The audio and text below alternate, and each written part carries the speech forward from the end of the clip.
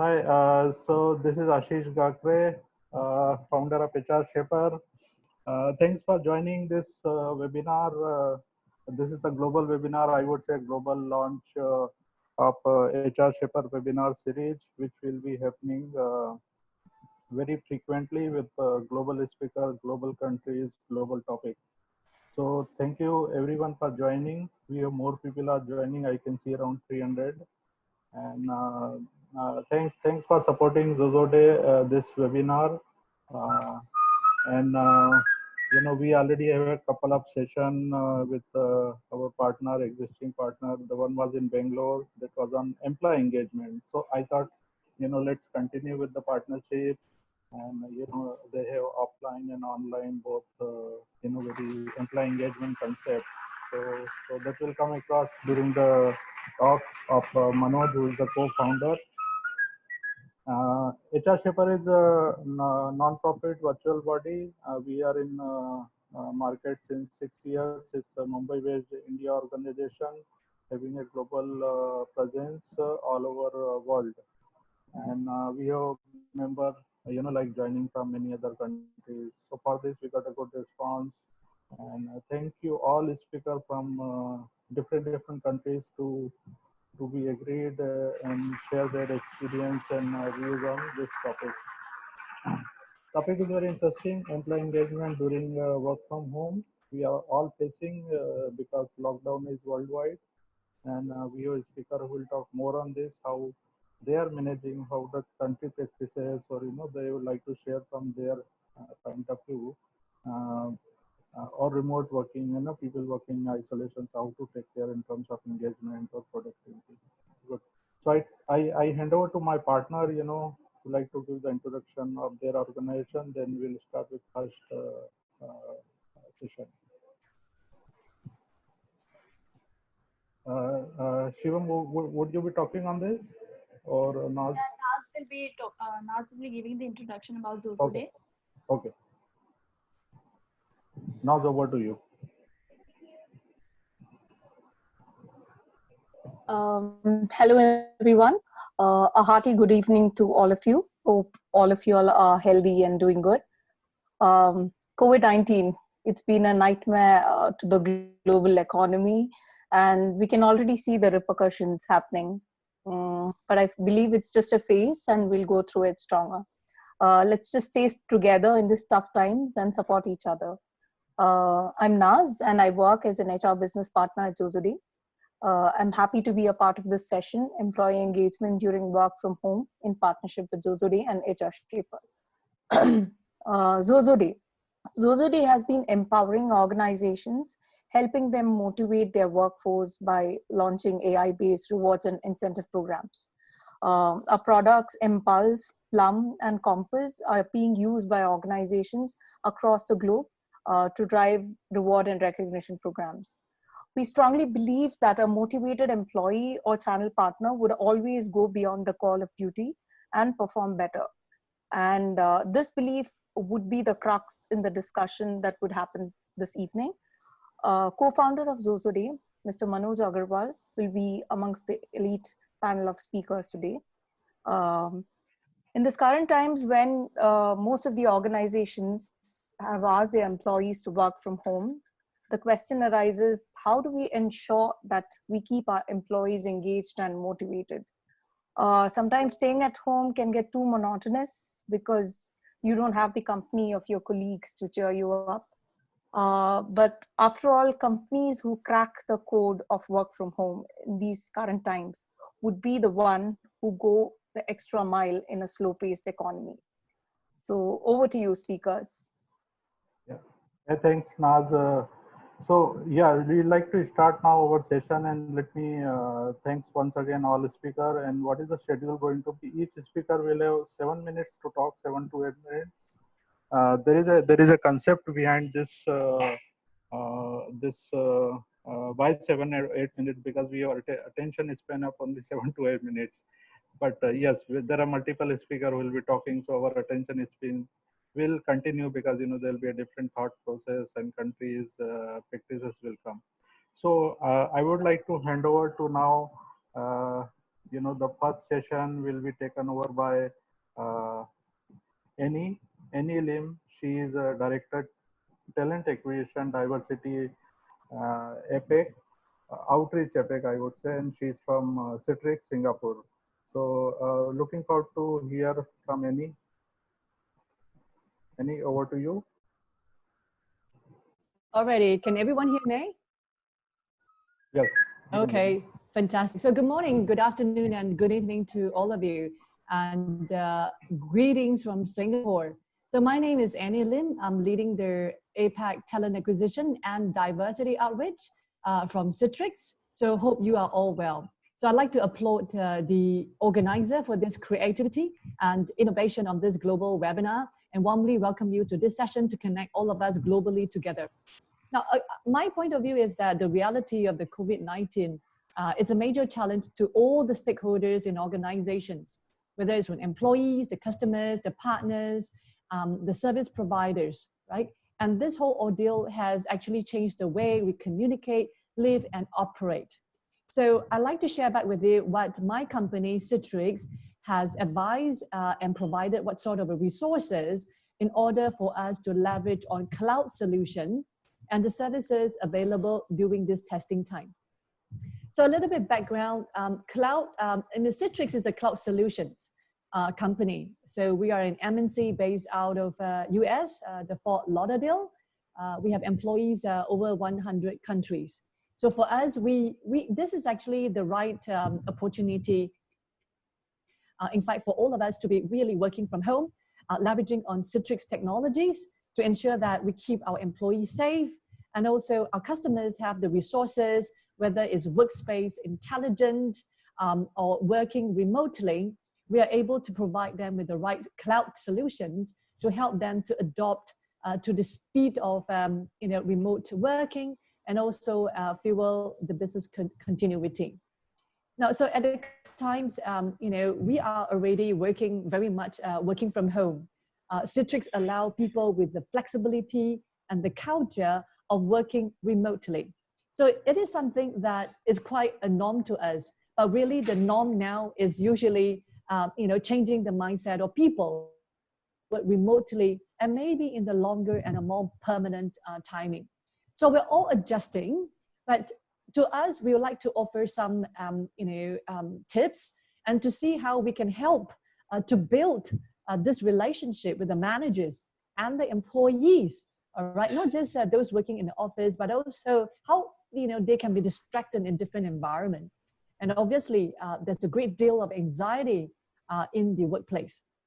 So some of the tips that we did is that the first thing that our CHRO has called out is that we have to, number one, view things from an empathetic lens, all right? So I think this is important because we all know as HR that talent is what makes, business go, enable companies to be successful.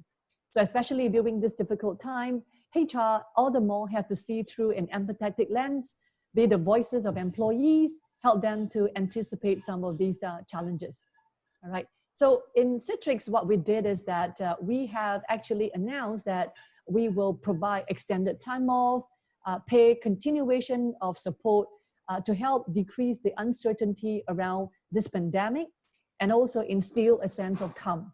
So under this extension, employees can receive 100% of their base pay if they become ill due to the COVID-19. Second thing is that we have put things in context, right? We help build a remote work culture that requires the employees to be able to work from home and help them to weather these difficult situations, all right? So we have actually provided them a lot of different types of tools, using, different technologies to help them to be engaged as well as being productive. Thirdly, we can also help them in terms of changing their mindset. So what we did is that we have actually offered a number of series on a weekly basis, on a monthly basis, on virtual, as well as online learning and training.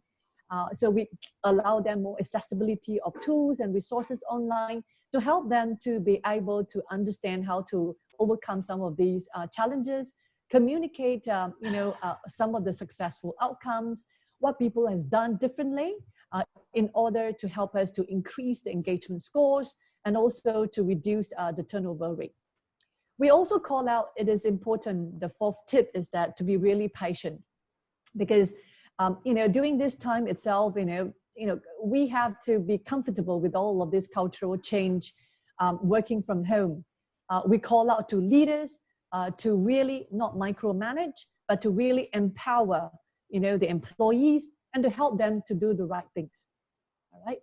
And the fifth tip that I like to offer is that really we have to give employees the space, to be successful. So what we do is that we actually provide them with digital workspace solutions, different types of tools, as well as data, to provide them with a physical workspace that is really comfortable to their individual work styles. So that creates a sort of a vibrant culture and a sense of trust, as well as a community. All right. So we encourage a two-way conversations and for managers and employees to continue to build trust. And the last but not least, we embrace the new normal. So we get together on a regular basis. We encourage people to embrace the change. And we also help them to boost them with confidence and trust that is needed to adapt and to thrive. All right, so it is important that we go through this by cultivating a trusting environment. We just recently had so many virtual, sort of a chat. This virtual chat can be a virtual cafe. It can be a sort of a virtual pub. We get together for Friday drinks virtually. We also have a sort of a virtual walk, whereby we encourage people, take a walk, whether it's walking within your gardens, your perimeters, walking in the park, or walking with your dog, but keep a safe distance. So these are some encouraging words, to encourage unity while we're working from home, and to encourage everyone to making sure that we can spread some joy, share some of our struggles, and collaborate in one of the best practices while we're working remotely. So these are some of the resources as well as some of the tips I'd like to share back with all of you as to how Citrix, as well as our partners and customers, are coping with the COVID-19. Okay, thanks, Annie. That was really a good beginning, and thanks for sharing practices which is implemented by your organization and mainly happening in Singapore. Yes, No so problem. Annie, I have requested audience to post any question if they like to ask. So far, I haven't got it. Okay, one question coming from you, that does HR community, you can also see, does HR community see COVID-19 as a challenge or opportunity? Well, this is a very good question, right? I mean, I would say that definitely, it is a challenge, but within every challenge lies an opportunity. So we have to find, the opportunity and how we can seize this together, including the COVID-19 crisis. Now, the same here is that a lot of companies are making investments, right, into remote working today. And this is helping us to reshape the thinking, how we can help, to help our employees, our customers be more agile, to take advantage of this challenge to be a new business opportunity. How we can then work together, to think about what are the market opportunities in the future. I'll give you an example like what we did for Citrix Solution. We take the example of the University of Sydney. When COVID-19 first hit in China, so they had more than 14,000 students who were unable to get home due to the imposed travel bans. So what we did is that Citrix helped the University of Sydney to turn this challenge into an opportunity by leveraging on the digital workspace solutions and to provide them with access to applications and their data so that the China-based staff and students can continue teaching and learning from the comfort and the safety of their residences. So again, I think we can always see a two sides of the coin, but we need to seize the opportunity and help our customers, our employees, so that they're all lined up. They are able to run in a matter of days. So going forward, it is a new norm. We have to make use of technology so that we can help reach new students, new employees, new customers, to thinking differently and help them to embrace this change. Thanks, Annie, and really wonderful sharing, and looking forward you to be there in webinar till the end of the session, or because we'll continue to have an open Q&A, after 90 minutes as well. So please be there if your busy schedule allow. Yeah, thanks, Annie, and looking forward. Yeah. No problem. Thank you for now, having me. Yeah, thank you. So audience, we will take one to two question, for each speaker. So you can keep posting whenever I do post message in chat box. So now over to Rupa. Rupa is from Australia. Rupa is working as a senior manager, Nelson. She's also part of HR Shaper since many years. So Rupa, over to you now. Looking forward your thought, views from Australia point of view, Sydney, or what's happening around the places. Sure. Can you hear me? Yes. Yeah. Okay. So working from home actually is not new to Nielsen. We have been working from home since a very long time. The only difference right now is that the whole organization is working from home at the same time. So it's like there is no way that we can have a physical interaction. And so it's definitely a new norm. I'm going to stick to my point so that I don't go over 7 minutes. And hence I have made some points which is very important to talk to. The first thing is when we speak about employee engagement, it's very important for the leaders to connect. And what we have done is every week we have leaders who actually make videos, and where they talk about how they are managing work from home, what are the things that they are doing. So, and there's a lot of talking which happens apart from the daily working that they are doing. So how are they managing stress? How are they managing their anxiety? So there is a leader who talks to the whole organization, and which actually connects, and it builds a rapport personally. So apart from that, because there's a lot of anxiety about business performance which is happening, is the job going to be there or no, it's very important to have a lot of positive information shared. So if there's any positive in terms of if there's a business acquired or there's a sales happening, it's very important for the business leader to talk about it, to talk about future in a very positive note. So that creates more energy. It's like you're creating a remote positive energy, which is very important to overcome the existing anxiety caused due to COVID. And also it's very important for an a leader to also tell what COVID means for their organization. It's very important to understand, because all we get to know from a news is that what COVID means for the whole globe. But an employee is not quite interested in knowing what it means for the globe. They are very interested to know what it means for the organization. So it's very important for the leader to talk about what COVID means for the organization. What are they seeing? What are the business changes that are going to come about? So it's very important for an employee to talk on that. The next thing that we have done is, because obviously we don't have a constant face-to-face interaction, it's very important that we keep hearing employees. So employees should be felt that they are being heard, they are being listened, or their anxiety is not just restricted to themselves. So what we have done is we have created a Google form with all the Q&As. So an employee can just keep writing all the questions that they have. It can be anything. It can be like, we have employees who have come to us and saying that I have 2 toddlers and I'm not able to manage my work. Can you please let me know what am I supposed to do and all. So it's like, it's a Q&A sheet which is open for all the employees, and there is no restriction. They are open to write anything that they want and share all kinds of anxiety or anything that they want an answer to. They just put in the Q&A sheet. In our HR intranet page, we have also created a special section called COVID 2019, where it's employee, and we have been dumping data which is impacting employees. Our government is bringing out a lot of employee benefits, which are just to boost the economy. They are having a lot of benefits passed on to the citizens of Australia.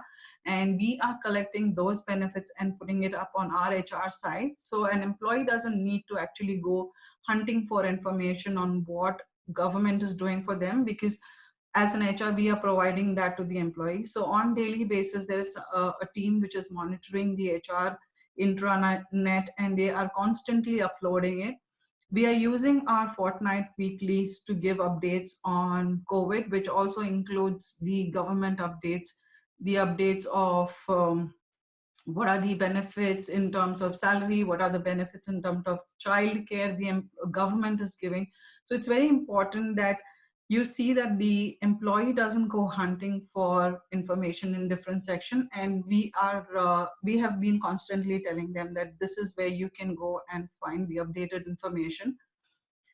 The next is what we are doing is, this is something which we have been doing since a long time. We have employee assistance program. For those who don't know, it's basically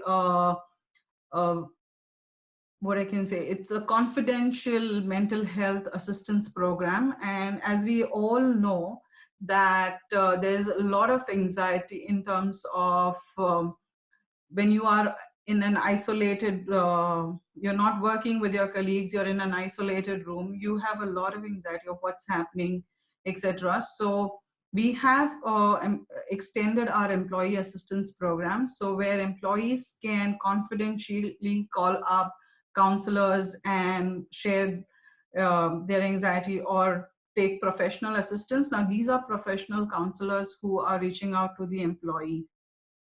And as Annie had mentioned, that it's very important for us to enjoy. The thing is, we are so anxious about what's happening. We're so still trying to work out, do our regular work, etc. But we forget that we still need to have fun. So what we have done is, especially for HR, we have built like martini, we have built a drink called Quarantini. So everyone has their own Quarantini drinks prepared on Friday, and where we sit, we log into our computers, we have hangout meetings, and the meeting is called Quarantini time, where we log in with our own drinks and we just talk about everything but work. And I think that's very important at this stage, because you want people to talk something else than COVID. So that's what we have done. We've been talking a lot. That 1 hour on a Friday is everything but work. And it's very important for us to do that, because I think it should never be all work. There should be some fun also. So that's what we have prepared for us. And the another thing which I would like, what we have been doing is we have relooked at our leaves. So we have relooked at our policies in terms of what kind of leaves that we can extend to employees, especially now with children at home. It's very difficult for a parent to have complete concentration during the working hours. So we have actually extended the number of leaves available to the employees. So it's like they can, we have told that the number of sick leave can be, we've extended it for a week. Like we have given 5 days more than the normal sick leave. So that is more like to take care of your children. It's not something that employee can accumulate, or they can encash, and that's what sick leave in Australia is. You can't encash it. So that's what we have gone ahead and told employees that they can do it free. There is no, I think you don't have to submit any documents or anything. And this is a very good time actually to push your e-learning programs, because I think this is a time where you have to actually try and see, we have tied up with a lot of e-learning partners who are they are using the cookies which the employees are like what the employees are scanning, etc., on the e-learning platform, and then they send out suppose for example, if I am say looking out for data science courses, so on my intranet, so there's a service provider who picks up that search that I'm doing, and now is the time when they are pushing out such e-learning programs to me. So I get a list of programs as per my search. So I don't have to, like, I just have to search once, and this is a time where you can, like, use your artificial intelligence and try and engage employees by pushing e-learning programs of their choice. And we use Degreed as a partner, and it's very, very helpful.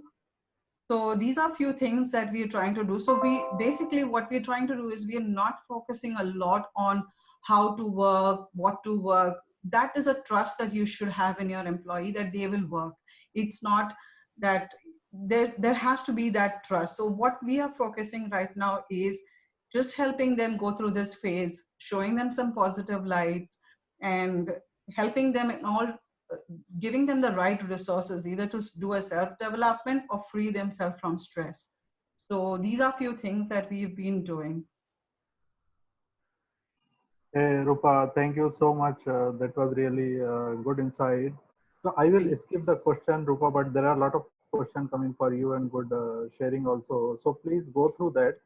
And if you can prepare the response, then we'll, share with the audience. Yeah. Uh, you are on mute, Rupa, I believe. Oh, yes, I just unmuted myself. Thanks. So yeah, please do that. Okay, so thanks, Rupa. That was from Australia. So we moved from Australia to other side of the world. So that's here. Madan, Madan is good friend of HR Shepherd, not me, but and Madan is from SCL. He is a VP there. So Madan, over to you. Would like to hear from Europe region what's happening and all. Yeah, regarding employee engagement tool and practices you are looking at how the industries are doing, your friend, colleague, and people there. Sure. Thank you, Ashish, and good morning, good afternoon, good evening to you all. This is Madan here, and what I will do is, give a very quick brief of how Europe region has been looking at the current situation, and specifically in terms of what HCL is doing in this matter. So the responses to the situation has been quite varied, but as you can see, Europe has been quite badly hit by COVID, and the responses for has varied across countries like Germany, Italy, Spain were in the start. In UK, where I'm based, particularly the employees, the citizens were quite agitated that UK has not taken sufficient action and they were too relaxed in the whole process. However, now we are on a lockdown and everyone is working from home, and we do hope that the situation gets a little better. Now, very quickly on how Excel has been looking at this. So just a few, couple of points to note. So currently, as I speak, about 80% of our global workforce, which is about 140,000, are working from home, and the other 20 are working on some critical processes. Now, most of the governments have classified IT as essential services. And what this really means is that HCL during these times is still obliged to deliver our services to our customers. And one of the things that our CEO and has particularly been mentioning to our employees is try to look at your work as something which is really helping make our employees and our communities a lot more safer. And there are a couple of examples, where customers from the healthcare industry and those who are performing critical services have reached out to our CEO and have particularly been very thankful for the efforts that our employees have been bringing. So And that's something that our CEO is doing on a quite a regular basis. He's really talking to the employees almost daily. We get some messages from him, and he really talks about how the work that we do today is really helping make this particular planet and this particular world a much safer place. So very quickly, some of the so what's really employee engagement? When say 80% of the workforce is working from home. So as even Rupa and like Annie mentioned, working from home is and virtually is not unusual because we are in the technology industry, and we are used to working from home because not working from home or out of remote locations. So.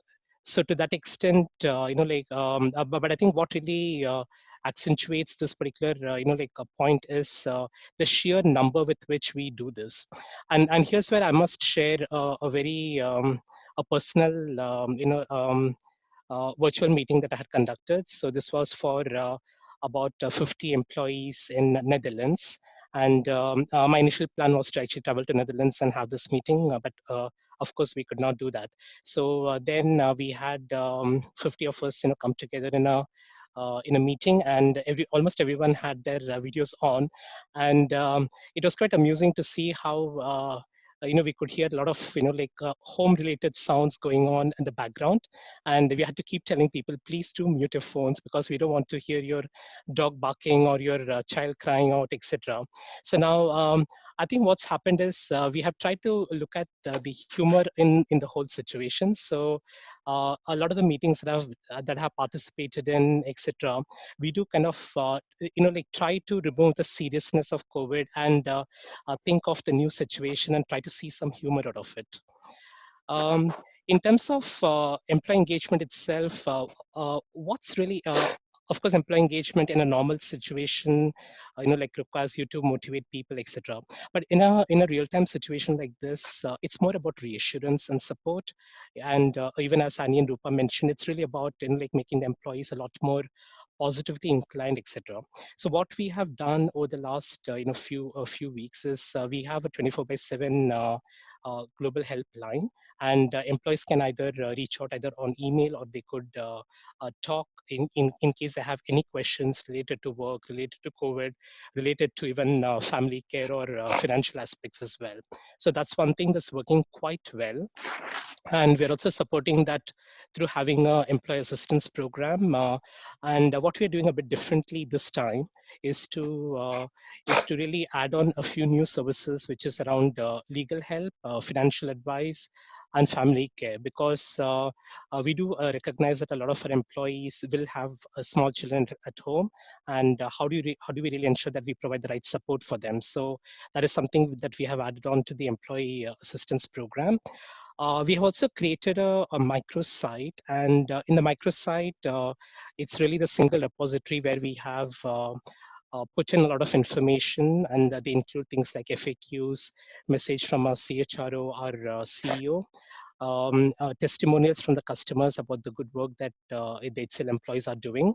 And recently, we have also started a section where employees from across the world can share inspiring stories, and and that becomes available to everyone, so that everyone sees that it's not all bad. There are also opportunities in this, and trying to have a little bit more of fun, trying to have a little bit more of how do you continue to work, given the various constraints that we have.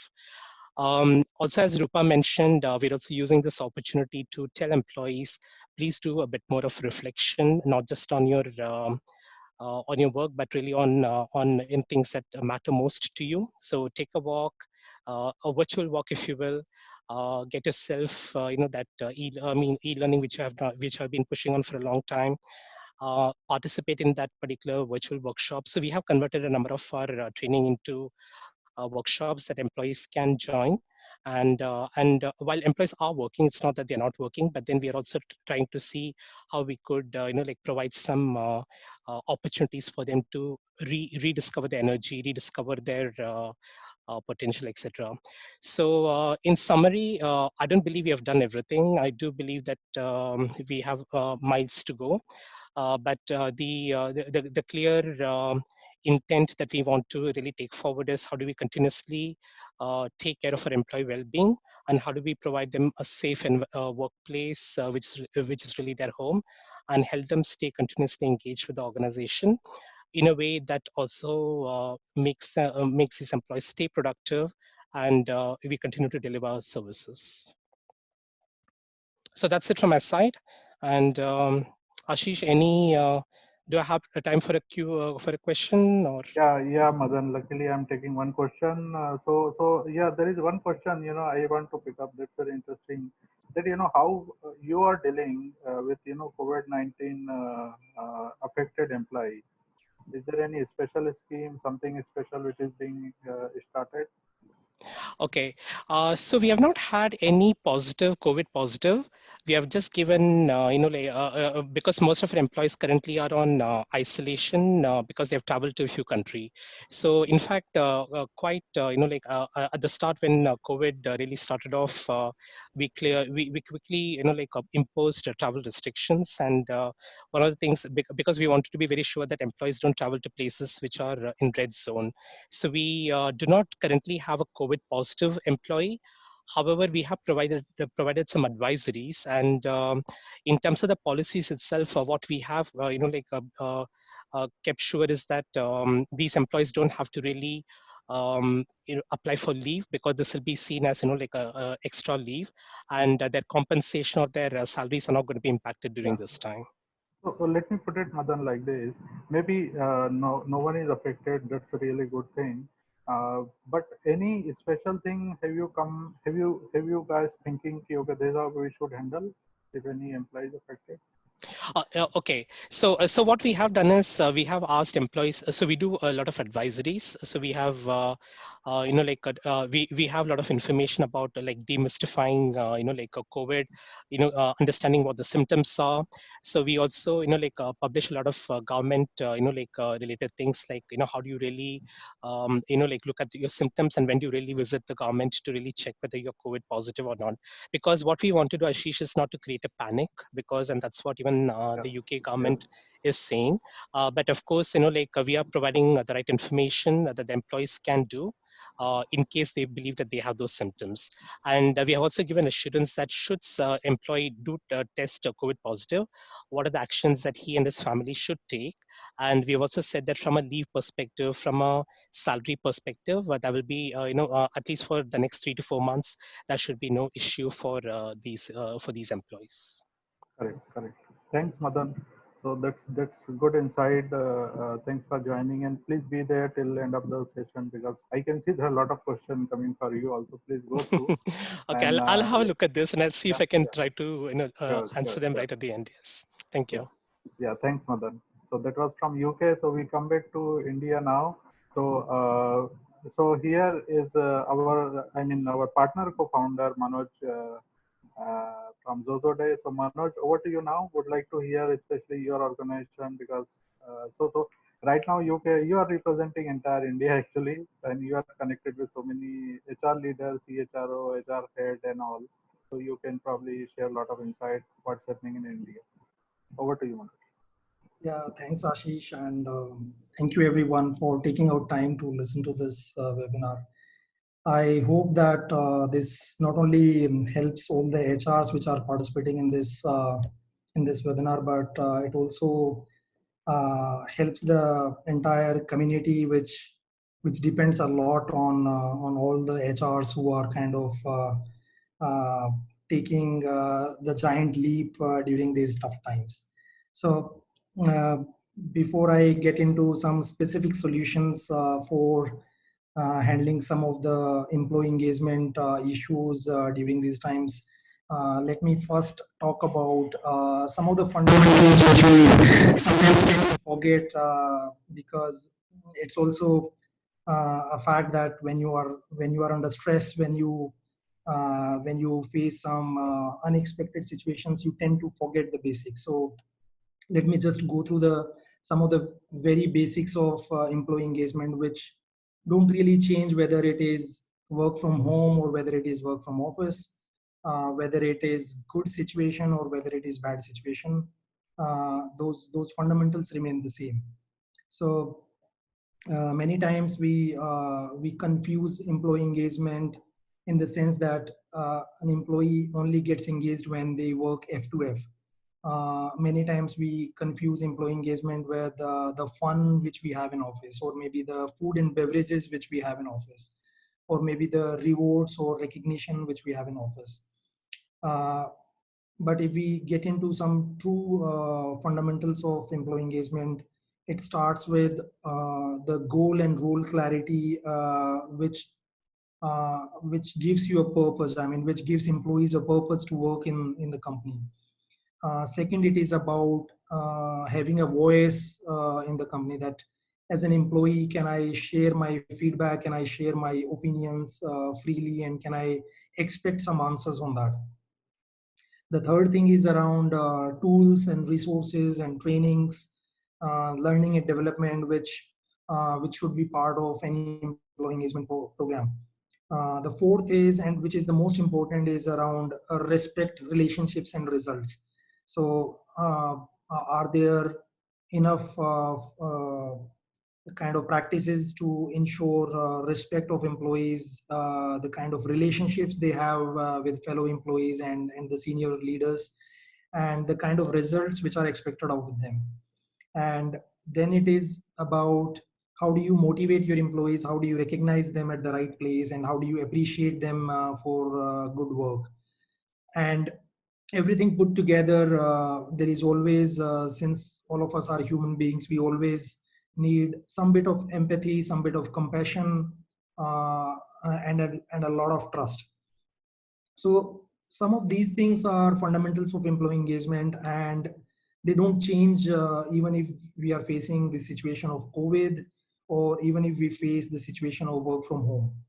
The only thing which changes is the mechanism which we were doing these things. So for example, if we were doing a lot of feedback exercise face to face, maybe we are doing it now through maybe video calls or maybe on chats. If we were doing a lot of training programs offline, how can we do the same similar training programs online? If we were doing a lot of recognition on the floor, how can we do this recognition through some device? uh, if the trust and compassion was visible from our facial expressions, how can we show the same through maybe a video call, or the kind of calls which we are having now, or maybe through some expressions which can be done by a lot of software tools. So what I'm trying to say is that luckily we are into a decade which is empowered with a lot of technology solutions, and the HRs and the employees can actually use these technology solutions to their best advantage, so that we can do whatever we have been doing when we were in office.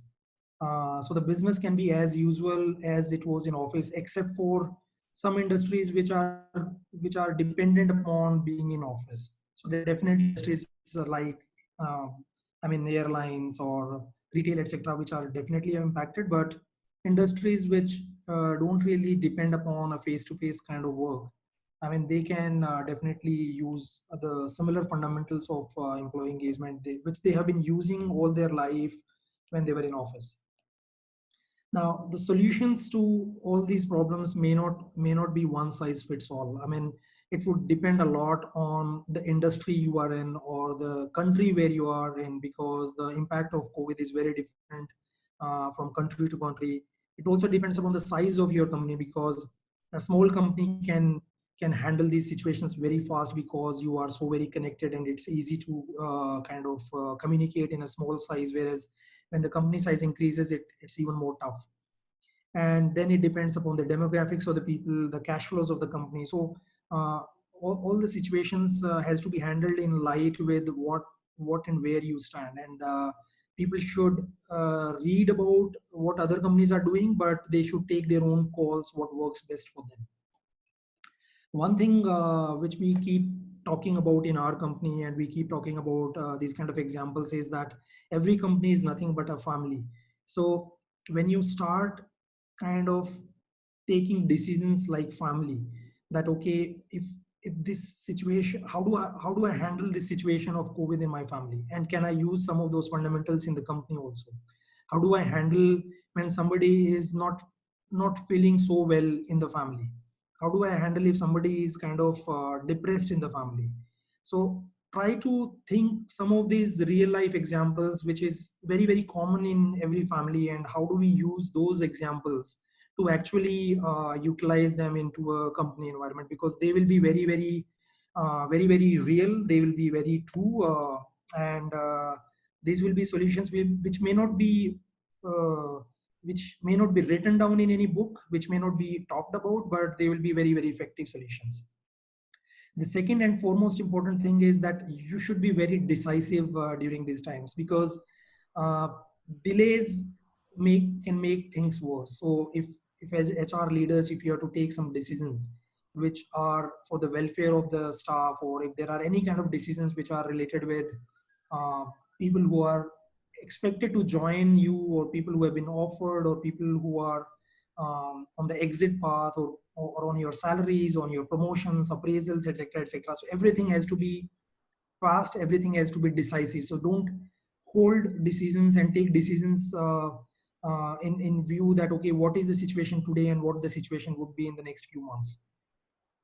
The third thing which a lot of companies in India are trying, including the startups, and we also trying a lot in our company, is that since the situations are bad, you might be uh, having talks with your management, etc., that do we need some layoffs. I would suggest that these are bad times for layoffs, and try how can you save jobs during these times, and uh, talk about what it takes to survive rather than what it takes in terms of the pay scale. So for example, if companies have to take a decision that whether they should reduce the salaries or whether they should lay off people to survive, I would suggest that they should take the first decision of reducing the salary, because by doing that you will be able to survive a lot of people with their jobs, and they would be able to run their families. So tricks which are very humane but pragmatic. Try to kind of help people in whatever ways you can, because most of the people will understand today that uh, your sacrifice can help somebody else's life. So try to take some decisions on those sides. The fourth thing, I mean, the previous speakers have talked about it, but over communicate, because we might assume that people understand the situation, people understand the gravity of COVID and the kind of risk it poses, but it's not true, because we were under a wrong assumption in our company ourselves, that we thought that people must be reading news, they must be looking at the TV, and they must be reading internet news, etc. But many people don't really understand the gravity of the situation, and hence it is very important for HR leaders to kind of communicate as much as possible. So don't hesitate to communicate to people, whether it is on chats, videos, emails, town hall video calls, or any kind of a software system which is like a Slack or Microsoft Teams, or companies like us who provide such solutions. Uh, One more thing which becomes very important in scenarios like this, because uh, when you take a similar thing on your family, is that when do you have most of your bad times in families? Most of the times it happens when you don't have a dialogue, when the things are not transparent, when you are not candid. So crisis situations require you to be very, very transparent, very candid. So be very candid and transparent to your employees about anything which is going on in the company, or anything which is going outside the company. So be very transparent with them about the sales situations, about the financials, about the salaries, about the welfare, the benefits, appraisals, etc., etc. So that is very important, because uh, I mean, if things are not communicated properly, they will definitely lead to rumors, and rumors will lead to disasters. So try to be very proactively communicating to people, so that there are no room for any kind of a rumor. Uh, Another thing which India is one of the countries who is a big promoters of yoga, and things related with yoga and spirituality. I myself is a big believer in that. So I suggest that company should definitely inculcate habits which are around fitness, around good sleep, good eating, because they not only help in your good times, but they also help in your times like these. Ashish, please stop me if I am taking. Yes, the question. So please go through. There are a lot of questions, and thanks, Manoj, touching so many things. Yoga, even that's good. Fine. Okay. So thanks, Manoj, and thanks for supporting this initiative. Yeah. I'll just add one more thing, Ashish, in this, that uh, uh, there is a concept of karmas in India. I mean, which is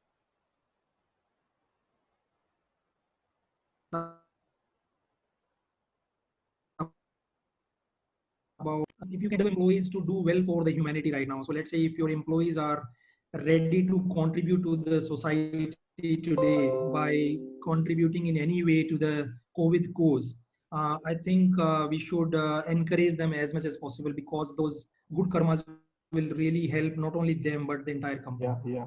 So there are a lot of self introspection. Many people are doing. And this will change the life. The way we live, and we will start living perhaps in a different way. Such kind of challenges are there. Good, Manoj. Thank you so much. We're looking forward, and please be there and go through all the question also. Okay, we move to now from India to Thailand. So we have Shishir Mishra. Okay, he's again a good friend of HR Shepherd, not only me.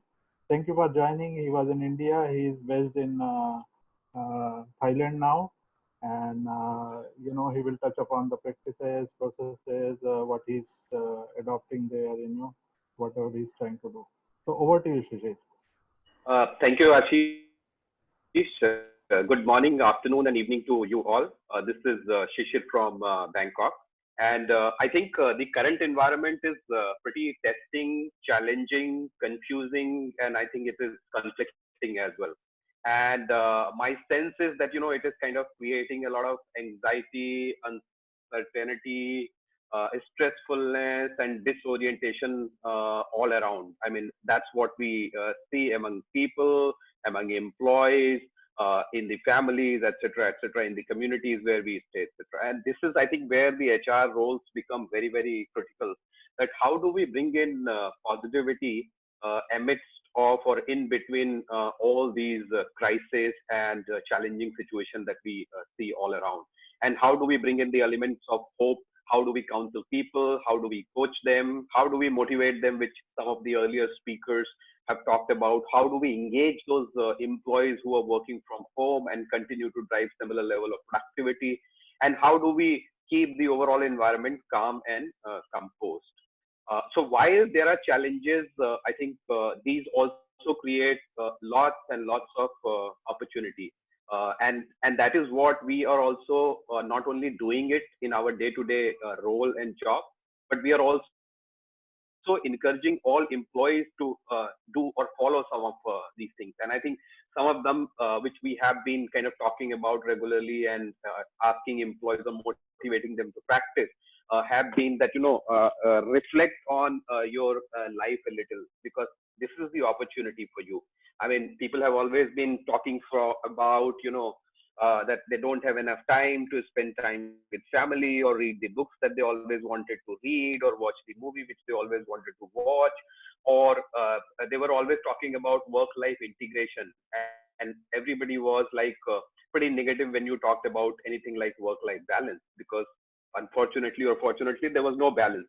It was all integrated as one. But right now, since there's a time, there's an ample time available, a large amount of people working from home and using new models. So therefore, the opportunity, which is reflect about your life, appreciate the positives that has happened in your life so far, not only in your life, but also in the life of your colleagues, peers, in the workplace, in the family members, etc., etc. Celebrate good things that have happened. There are many good things. I mean, these kind of situations will come, go, and this is not the first time that the world is experiencing something like this. This is something which we have seen again and again, time and again, probably not to that level of intensity which we are seeing at this time. Praise people, spread recognition. This is the time to build a recognition culture and start spreading recognition, recognizing others as well as getting recognized for things. and also thank those, who have made a difference, because there are so many people in our life, including our coaches, mentors, colleagues, peers, family members, friends, etc., who have made a huge difference to our life in terms of giving us ideas, or giving them unusual ideas, or maybe connecting us with resources, etc., etc. So this is the kind of opportunity that we are sensing in amidst all these challenges and crisis. And I think our overall guideline to people, and what we are also following religiously as an HR professional, is stay connected, reach out, listen to people, build trust, and communicate, and communicate. These are the things that we have been uh, we also realize that since these are unusual times, so therefore they call for unusual ideas. And I think some of you may have heard about a person completing marathon in their balcony, in his balcony. I'm sure if you have not read this news, to go and search on Google. A person few days back completed a full marathon in his balcony, because it's it is not expected to. I mean, one is not expected to go out. Everywhere you have a lockdown situation. So these are unusual things which are happening around us. People in family are becoming barbers. When you have your hair growing up and you don't have anybody to cut your hair, people are cutting each other's hair. So they are acquiring unusual skills. They are doing things which they haven't done. My 4.5-year-old kid, he would have never thought that what an online learning is. But these days in Bangkok, he is going through the online classes, and he is having online meetings with his friends in the evening at 4:30 every evening. They meet together, talk about things, etc., etc. So this is unusual times, and it is leading to a lot of unusual ideas, or unusual things are happening in everybody's life. And this is the opportunity which is created by this situation, which we possibly would not have had this been a normal circumstance or a normal situation. Some of the things that we have done here, and that's something which I think Rupa talked about, Manoj talked about, Madan talked about, and Lim also talked about. So it's quite some are a reiteration of what we have done, what we are doing here, and few things that we are also trying to do over a period of time. So some of those, like for example, leaders connecting with each other every day, leaders connecting with employees on a daily basis, and figuring out what their concerns are, and communicating and talking to them, etc., etc. Having an emergency assistance program in case you get caught, or you are in a situation which requires some kind of an assistance. Who can provide you the best available information? Then also educating people about if there are certain things which are happening in the organizations, so giving guidelines on how to handle those things in the current circumstances and challenges. Also adopt rules for work from home. I mean, many of us are not very conversant, like some of you shared about, that majority of our employees have always been working from home, but some of us who are part of manufacturing organization, manufacturing setup, we are not very conversant. So adopt certain kind of rules which are more productive in case you are experiencing in this kind of a situation. Then learn about technology, which is adopt basic technology which can make you more productive. Follow some basic disciplines, which is every day morning talk to your boss, either a WhatsApp or an email, and say these are the things which I'm going to do. And at the end of the day, connect and say these are the things which I did. So that also helps build in the mutual trust and understanding among each other. Then other ideas that we are toying up, and we are trying, we are not saying that we are kind of we have learned all of it, or we have become masters. Just like any one of you, or just like many of us around, we are also trying and we are experimenting. Okay, can you hear me, Shishir? Can we have a virtual birthday party? Can we engage people in some games wherein we can play virtual Scrabble and see that your social gaming? Can we bring the social gaming into the fore? Can we initiate learning challenges? Can we get people to? Can we have a virtual party, which some of you talked about? Can we also create teams which can come up with ideas like how to deal with this extraordinary situation? And I think while we are like talking about all this, my sense is that life will come back to normal. And I think some of these questions that we should possibly think about, that when the situation comes back to normal, before that we should be ready with that thinking and crystallization. How do we do faster rebound? How do we do faster restart? How do we faster ramp up our products and services? And how do we reach to our customers in a faster way? So these are some quick thoughts. I'm just kind of at verge of completing my time. So I thought I'll just stop it there and leave it over to you, Ashish. Hey, Shishir, thank you so much. So, thanks for sharing knowledge. So, one question coming again and again, how can we have a really some effective and efficient, not efficient, but I should say effective RNR program, and how do we keep the track? You know, anything you like to add in just a short and sweet answer? Yeah, so like we have our own online reward and recognition model. So these days, kind of when we did the which is when we did the analysis as to how much utilization has been, and why people have not been using it so extensively. So now what we are doing is that we are encouraging people to see that identify situations in the last 3 months, 4 months, 5 months, 6 months, wherein you wanted to recognize your colleague, your peer, your manager, or your team member, or even anybody in any other business other than the business that you are working with. And then do that recognition now, because right now is the time for you to think, reflect, and do something which you have always been wanting to do. So this is how we are trying to, and as some of us talked about that, how do we utilize this time for people to learn these skills that they have always wanted to learn, or the skills which are important for the business. So this idea was primarily triggered from that idea, or the question that why do we not leverage the same idea and extend it for the reward and recognition model, and why keep it only limited to the learn? But that's good. Is it? I mean, what if there are some companies, or I would say many companies who don't have RNR tool? Any input for those kind of companies or people, HR? I think my recommendation would be that this is the right time to adopt an RNR reward and recognition model and tool and implement that, because this is the time when people really have time at hand to think about who they want to recognize and why they want to recognize it. Good. Yeah. So thanks. I think that question can go to Manoj, and then Manoj can also connect with those people who are looking for some kind of tool related to engagement and all. Okay. And thank you everybody. And I will take a leave now because I have to get into another call. Yeah, so yeah. Thank Thanks, you, Ashish. Take care. Thank you, everyone. Yeah. Thank you. Okay, so that was Shishir from Thailand, and we move to now other side of the world, extremely in the corner, and that's South Africa. So here we have Nikhil Dhabole. Nikhil, again, I would say good friend of HR Shaper, not only me. Nikhil, are you there? Yes, Ashish, can you hear me? Yes, we can hear you. I know there is some video issues. So Nikhil is working. He's heading HR for TCS South Africa and Sub-Sahara region, and he's going to share, a lot of insight what's happening there in South Africa region, or perhaps TCS or industry benchmark over there. Over to you, Nikhil.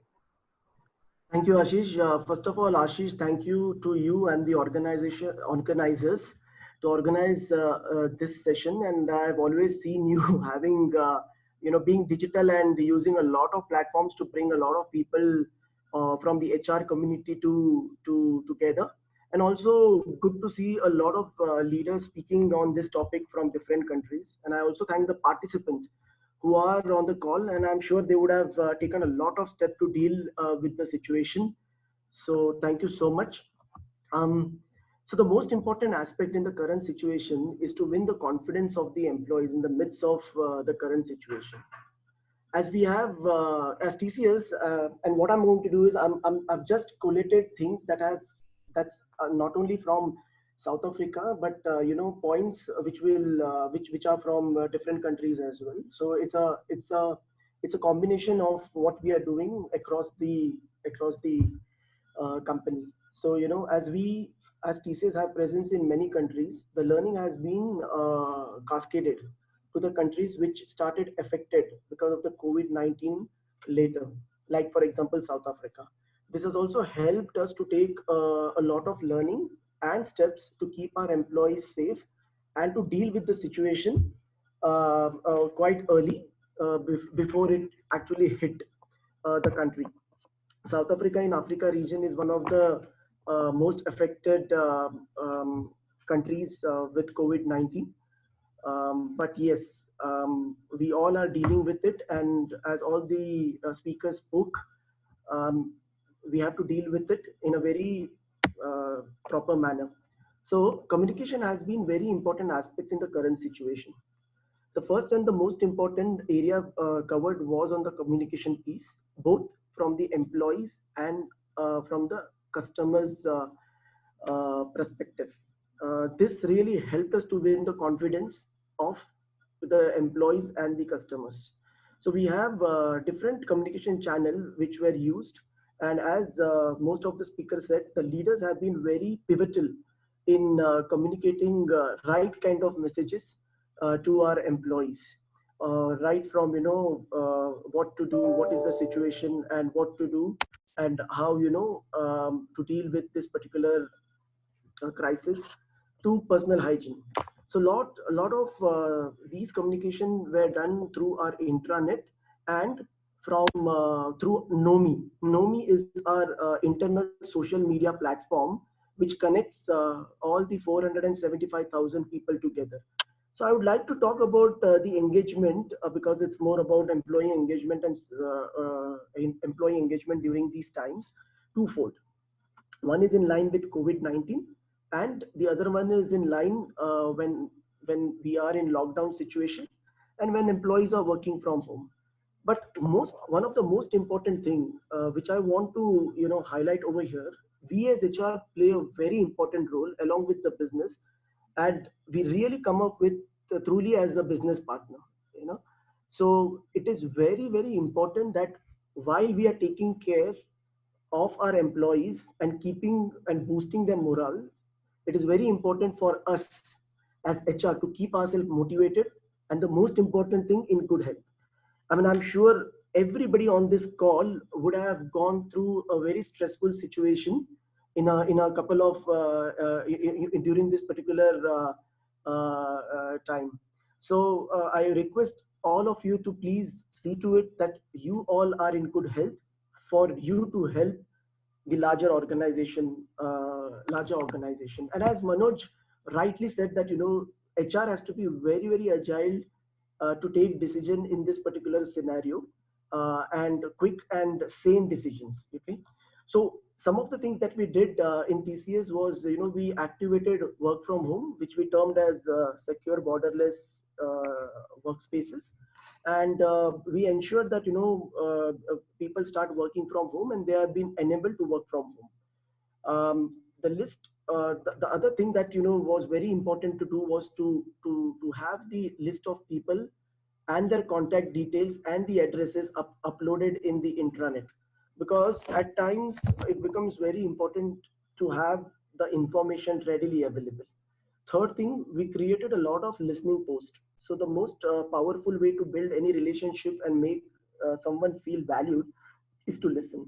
So there are HR teams and admin teams around the clock available for advice on any current situation. This has really given a lot of confidence to the employees. Group calls, group calls have been set up for all the employees for answering the queries, and there have been times where people can log on to the group calls where HR teams are up and running. We also created a lot of task force because it becomes very difficult to reach everybody. So every particular project account vertical has formed a task force comprising of the head of that particular vertical or department or sub departments, a spock from the accounts, and the HR to handle queries from associates. A beautiful thing that we did was where there were places where the language is an issue and a barrier, and we have expats. And in these situations, it becomes very difficult to go out and talk to groceries and stuff like that. We started a big brother sister initiative wherein each expat was tagged to a local associate. So in case if there are any queries, emergencies, issues, they could reach the local counterparts. And each local employee has a minimum of number of expats tagged to them. But this was only specific to those countries where there is a language barrier. leaves were quickly enabled for the employees. Quarantine leaves, precautionary and mandatory as the case may be. Special leaves, personal circumstances if somebody is not wanting to work because of the fear of getting infected, or for somebody whose work from home is not enabled. So Ashish asked a question: if there are any measures taken to take care in case if a person is found affected or is a suspect. Okay, so what we have done in most of the places in this difficult time, and as an extra precautionary measure to support our employees and their dependent families, we have made arrangements with general practitioners in places for our employees to visit with them without any struggle to reach out for any medical help in times of urgency. So that is something which I thought I would talk about. While people are working from home, the other aspect, um, when all this situation starts, we are all in a panic what to do and how to cope up with the current situation. But as you know, in many countries, lockdown situation has been announced. We have been having a lot of internal calls, and TCS as an organization is a learning organization like many of other organizations which are there in the industry. And we have beautiful training platforms like iEvolve, which is an integrated training platform which extensively gives a lot of training which can be done in online. We also have something called as Fresco Play, where people can do trainings on the go. And then recently have identified or implemented Udemy.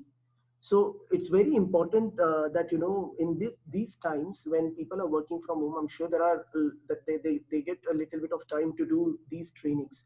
So we are encouraging them to complete those trainings which are necessary for them to upskill. And a lot of contribution towards, as Madan said, a lot of contribution has been promised from the Tata Group, and we also, and I'm sure we are seeing these kind of contributions from a lot of other organizations, which is the need of the hour. Something very interesting, we as a company have been doing a lot of CSR. Um, the challenge which we are grappling with now is how do we reach the communities to do those or continue those CSR activities. So a lot of brainstorming has been going on where TCS believes not only funding but also contributing as a volunteer. So I'll pause there because we are internally thinking about a lot of ways where we can actually see how we reach the communities and help them in this situation, because the situation definitely will end someday and which will not be far, but at the same time the repercussions which this will cause will definitely have repercussions. So we are trying over there. And Ashish, just a couple of points over here, and I think I should be done. So we are happy to share some of the associate engagement initiatives that we are conducting across organization, especially in the time when most of the countries are locked down, social distancing is restricted, mobility of the associates. We are driving this through TCS Care program, under which a lot of programs have been implemented. So our aim is to have a balanced approach on following dimensions: physical safety, physical well-being, mental well-being, staying connected, and self-motivation. And these are actually being customized activities based on each country specific to culture and requirement. These are also the most important thing is these are conducted by in-house by our energetic TCSs, leveraging collaboration tools. We are majorly moved to tools like Microsoft Teams and other platforms. So so there is a continuous, touch with employees. So for example, Italy, we all know, has gone through is in the midst of the crisis, but to keep people motivated, there are initiatives like uh, having Italian language classes, live pasta cooking over MS Teams. There are a lot of aspects which are covered, when it comes to the pets, parents, connect to care, virtual catch-ups. And then we also have something called as TCS Soldier. To have you seen an act of kindness for a fellow TCSer? has somebody given support to you in these times? So the recognition program, which one of our fellow speaker was talking about. Then there are foodies network, yoga classes like everybody is doing. A lot of emphasis, like the other speakers spoke about, is given to the children. Interchange homeschooling, then pedagogical tips, and so on and so forth. And we also have set up a hotline with doctors in India, which where the associates could call, or the employees could call to get a medical advice, specifically in view of language barriers, but across European countries. This is very well appreciated. So these were some of the things which I thought that I will talk about in my presentation. But definitely time is a constraint. And thank you, Ashish, for giving such opportunity. Yeah, thanks, Nikhil. Thanks sharing all the insights. So we are losing time, as we said. So no question again. But Nikhil, there are a lot of comments, input, question coming for you. So please go through chat box. Okay. Well, now we move back to Southeast Asia region. So we have Shashank Gupta. Shashank Gupta is from China. He is based in Shanghai, and he's from healthcare industry. So I'm sure we'll get a lot of relevant input. Shashank, can you hear us? Yes, I can hear you. And thanks, Ashish. Good evening, morning, or afternoon, everyone, depending on where you are. So I'm Sushant. As Ashish said, I work for a healthcare company. It's called Boehringer Ingelheim. It's a German pharmaceutical company. And currently I'm based in Shanghai, in China, which was more or less from a country perspective, ground zero for the crisis. And it's been quite an interesting last 2 months, I would say.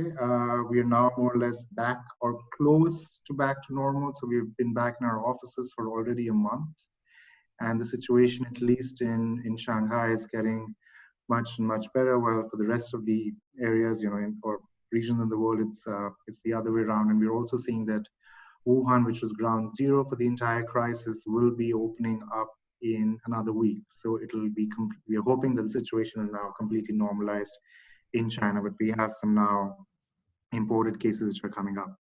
Anyways, moving to the topic of employee engagement. So I actually quite echo with what Manoj said earlier, that this is not something that needs to immediately come up. I think this is, in a way, a test for how well our employee engagement initiatives have been going on throughout the year. So, it's something that you need to be looking at consistently, regardless of whether it's a crisis situation or a normal situation.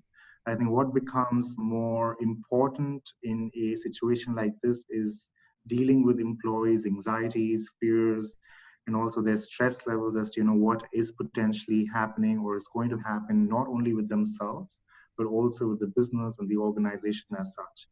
And I think one key thing that we did in this regard, in addition to what all the other speakers have said, is about communication. So we set up a very structured communication platform as well as strategy right from the first day that we actually got the news that this would be an epidemic in China. And that was towards end of January, so right before the Chinese New Year holiday started. So we had a core crisis committee which was activated, which involved our CEO and some of the top management. And the idea there was that the crisis committee actually met every day. And then we had regular communication to our extended leadership team, which is essentially what we call as our CEO -2 level. And we had a weekly town hall for all the 5,000 people that we have in China. So an interesting thing that happened with China, which is different from the other countries, is that the virus actually kicked in right before the Chinese New Year holiday. So everyone was already preparing to go home. So the first 10 days of the outbreak, we actually did not have to focus on work at all, because that was any which ways a holiday period. So that also gave us some time to prepare and understand that, how do we manage the situation after the Chinese New Year holiday. And then given the extensive government regulations in China, the holiday was actually extended by a week.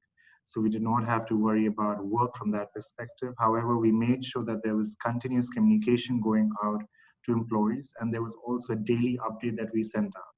Now, when we were doing this communication, there were a couple of things that we made sure that we covered, both in the town halls as well as, the leadership meetings and the written communication. First was the external perspective, because this was the first country, more or less, that was experiencing the virus outbreak at that scale. And us being an healthcare organization, we had some data to understand that how the virus is actually progressing in different cities. What is the scale? What does it look like for employees in our different cities? So we were regularly sharing the external updates so that the employees had a holistic picture that, this is what's happening in the country. In addition, then we also shared regular business updates, because what I believe is that in addition to, driving employee engagement from a fun perspective, quote unquote, it's very important for people to understand and for them to be reassured. It's important for them to know how the business is getting impacted. So in every town hall that we had, there was a business update talking about our different businesses, whether or not do we see a potential impact of the virus or not. So this actually goes to the point of having, very regular, transparent communication to assure the employees that, look, this is where the economy is heading. This is where, we see the virus progressing, but at the same time, this is what is happening within the company, and this is the status. Now, in addition to the frequent communications, what we also started doing was, because, this is a new situation more or less for all of us, to sort of leverage on the collective wisdom of the employees. So rather than us providing them with tips and guidance that this is what you can do, this is what you should do, rather, we open it up to the employees that, tell us how you are working from home. If you have challenges that you feel that you're facing, we are pretty sure that your peers in different parts of the cities are also, different parts of the country are also facing similar challenges in dealing, working from home or dealing with families at home and trying to manage work. So whatever it was, we sort of opened that up and had the employees share their feedback or send in videos or testimonials, or, in China, we have this platform called WeChat. We asked them to create their small WeChat groups, which is quite similar to WhatsApp, but a slightly advanced version, where they could share their stories, how they were doing, what they were doing to, to manage the situation. And this sort of, also eased the tension or the stress that employees had, that I am not the only one dealing with this situation by myself. So that actually went to the fact that, to the point that someone mentioned, that it connected people and creates that sense of bonding, that sense of family, that, we are all together in this as an organization. In addition to that, I think there was some more, what I would say is fringe measures put in place. So we also have some employees in Hubei and in Wuhan who were completely locked down and were not even allowed to, step out of their homes. So we made sure that they had enough protective material. So we as an organization supplied, face masks, sanitizers, gloves, and all of that to all the employees present in China. We actually had to import them from Germany at that time to make sure that especially the employees in highly affected cities had these protective gears in case they had to step out, to buy groceries or anything like that. And also if they needed some additional gear for their family. So we made sure that all these, protective material was being provided to the employees. And same was being done for, actually it's still being done for employees who are now coming back to office slowly and gradually, that it's a requirement that every week, we provide a certain amount of face masks and gloves to the employees. So they feel assured that the organization is actually supporting them for them to be able to come back to work and feel safe. Other than this, similar to, I think what other people have also said, that we also have an EAP in place, which we activated. So to make sure that if employees wanted to talk to someone more professional in a more confidential fashion, they could also do that. We looked at the childcare policies as well, and it's still going on, that because all the schools are closed and everything had to be moved online. And in China, the systems are a bit different in terms of how schooling is done, and also given the one-child policy, there's less support system for the children, so parents are taking care of these kids by themselves. So we made sure that if the schools are closed and the offices now are starting to open up, the employees who have kids and cannot actually come to the office, so there were flexible arrangements available for them, so they could actually decide on their own. We did not come out with a holistic policy, but we left it to the maturity of the managers to deal with this. to talk to their employees and see what kind of an arrangement actually, works best with them. Besides this, we also leverage in terms of, some of the learnings, resources for employees. We also had to shift our portfolio of learning and development from an offline to an online one. But here again, that this is something we've been doing over the last year or so, so it was not too much of a shift. Globally, we leverage LinkedIn Learning, which is an absolutely fantastic platform. So for those of you who can actually have employees learn in English, and language is not an issue, it actually provides, I think, one of the most extensive online learning platform, or the repository of videos that there are. So we started promoting that much more, and we actually saw an uptake in the registrations and also the online viewing for different courses. And then we pulled out the relevant material that we thought would be helpful for the employees. So in terms of, how do you actually manage your own self in terms of the crisis? How do you drive your productivity when you're working from home? And there's some great content available. So, my team actually did not have to create anything from scratch. It was just about guiding the employees in the right direction, that, look, this is how you can actually look at things, and you can collaborate with your teams better. And in addition to that, we also talked about what tools and resources we have available internally, from Skype to WebEx to MS Teams, that employees can start using to have their team meetings. But I think throughout this entire process, one thing that remained essential was also for us to emphasize to our managers that make sure that you communicate to your employees, that please do not stop talking just because you're not seeing them face to face. So communication, I would say, is absolutely essential to make sure that the employees feel connected, assured, and also, feel relaxed that we are still in touch with the organization. If there is a requirement, or if there is some support needed, there is actually someone who can address that need.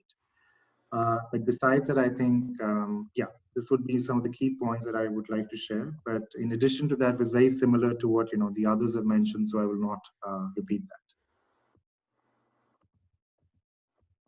Thanks, Ashish. That was from my side. Hey, thanks, Sushant. Yeah, so sorry, some screen issue from my side.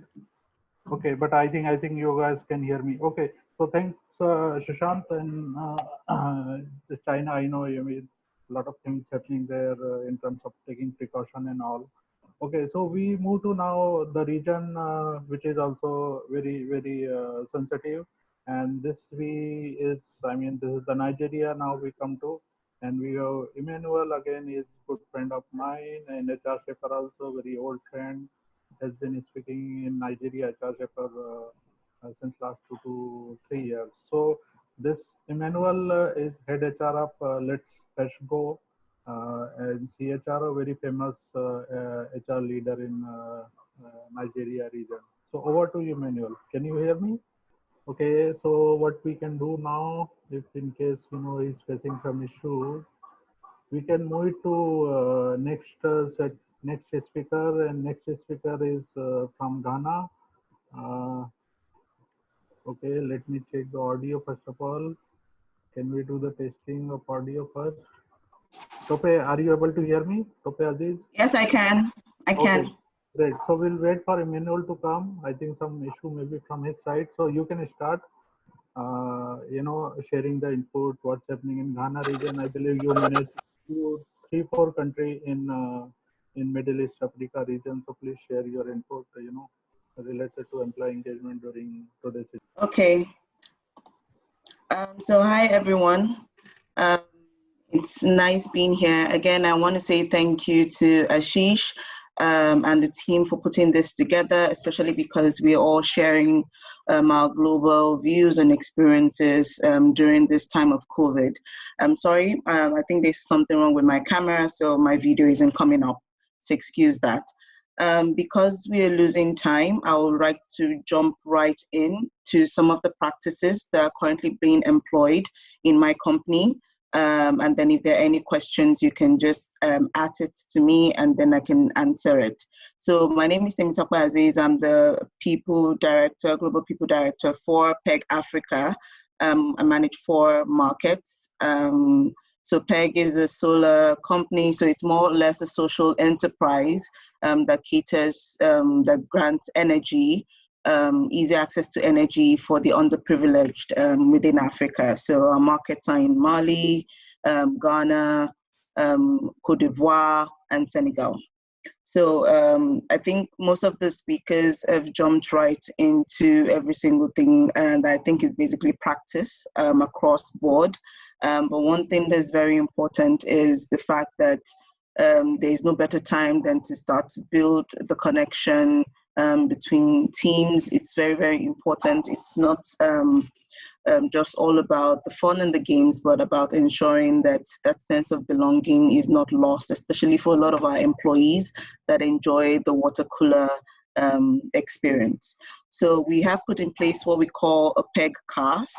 So PEGcast was even before COVID. So it's like how you have your webcast, but this one we use the name of the company, which is PEGcast, and it's going to be aired or is aired every 2 weeks. Typically, this was supposed to be once a quarter, but because of COVID and to ensure that that engagement still happens, it's running every 2 weeks, and we have people across the different markets, two hosts who come in and then share some experiences with regards to remote working and their experiences, as well as other different topics. So it's basically a learning experience. Then our town halls still happen. So our town halls, because again, our markets are spread out, our town halls have always been virtual in terms of when the CEO comes on board to talk about the business performance. But now we've ensured that beyond just the business performance, the town halls covers issues like rumors, covers issues like how we did in the month, what the business is doing, some of the business continuity plans that we are looking at, as well as birthdays, other events, because in this period we still have employees who are giving birth and one or other thing to celebrate. Again, this is a period where we've emphasized e-learning. So now people are taking e-learning seriously because now they can cower under the fact that they're within physical space and can actually attend the class. So now there's a lot of emphasis on e-learning and especially upskilling new skills with regards to technology and where the world is going into. There are also a lot of online games that we've taken up during the 3 weeks that we've been working from home as a company. One of the interesting one is Kahoot. Kahoot is a very interesting online game. There are also some online Scrabble games that are played remotely. So some of that are ongoing, and we also have some business simulations that are ongoing. We did set up a council call-in session as well, more like how you have your employee assistance program, but this basically is just speaking to the mental aspect of things. Like most of my colleagues have said, there's a lot of anxiety, there's a lot of paranoia, especially for people who are not comfortable working in isolation. Some of us are, some of us aren't. So the counseling call-in is to allow people to call in and express, of course, in confidentiality, how they feel. Every week also is themed. So some weeks we had TGIF pictures where people are taking pictures of doing something weird and sharing it with the wider audience. Then another thing we also did is because we use Bamboo HR, it allows the employee to introduce themselves, and there's a specific part where we ask employees to share what their hobbies are like, what it is that they enjoy to do. And so in that, we were able to extract from those information some specific hobbies to employees.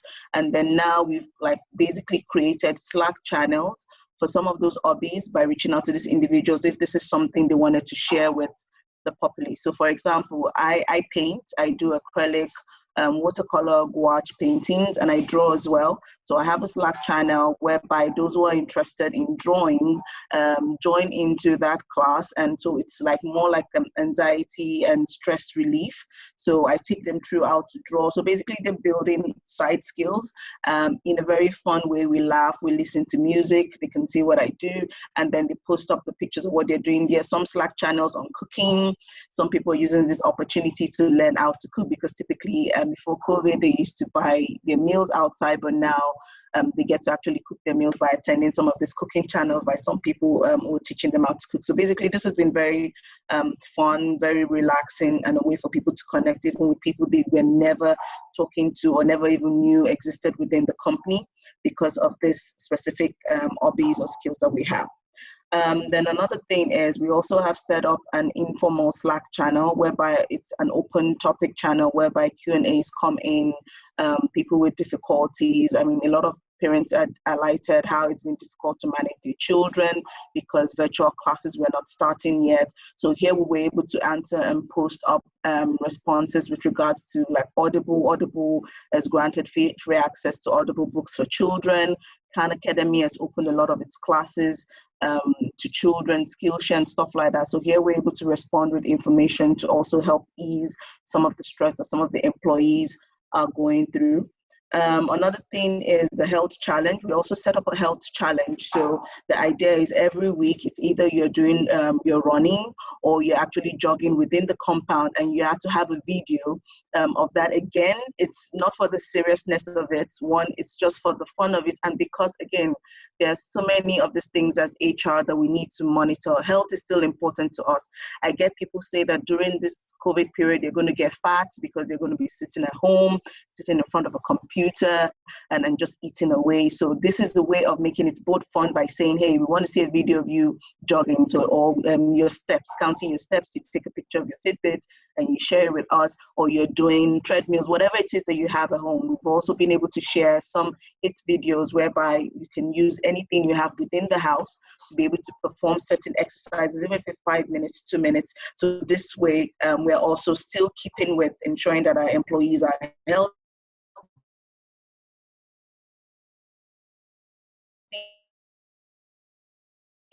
Thing that we've done is the okay, I talked about the painting. We actually have a COVID response page, and I simply built this out of a Google site using Google Sites.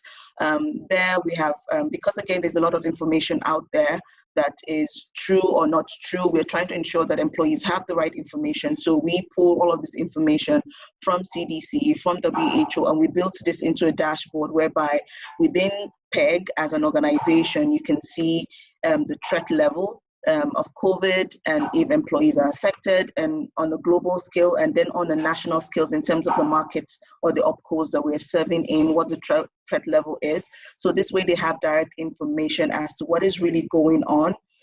We've also put a lot of e-learning courses on how to work remotely.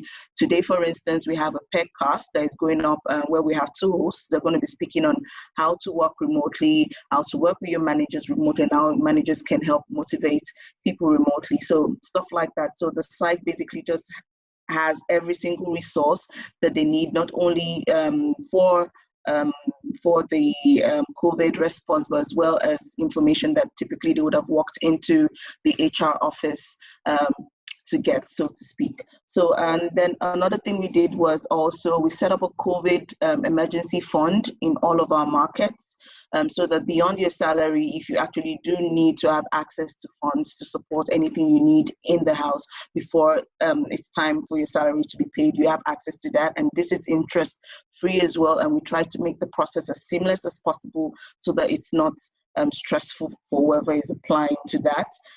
We also extended sick leave from typical 5 to 20 for the duration of COVID, so that you can take care of any loved ones.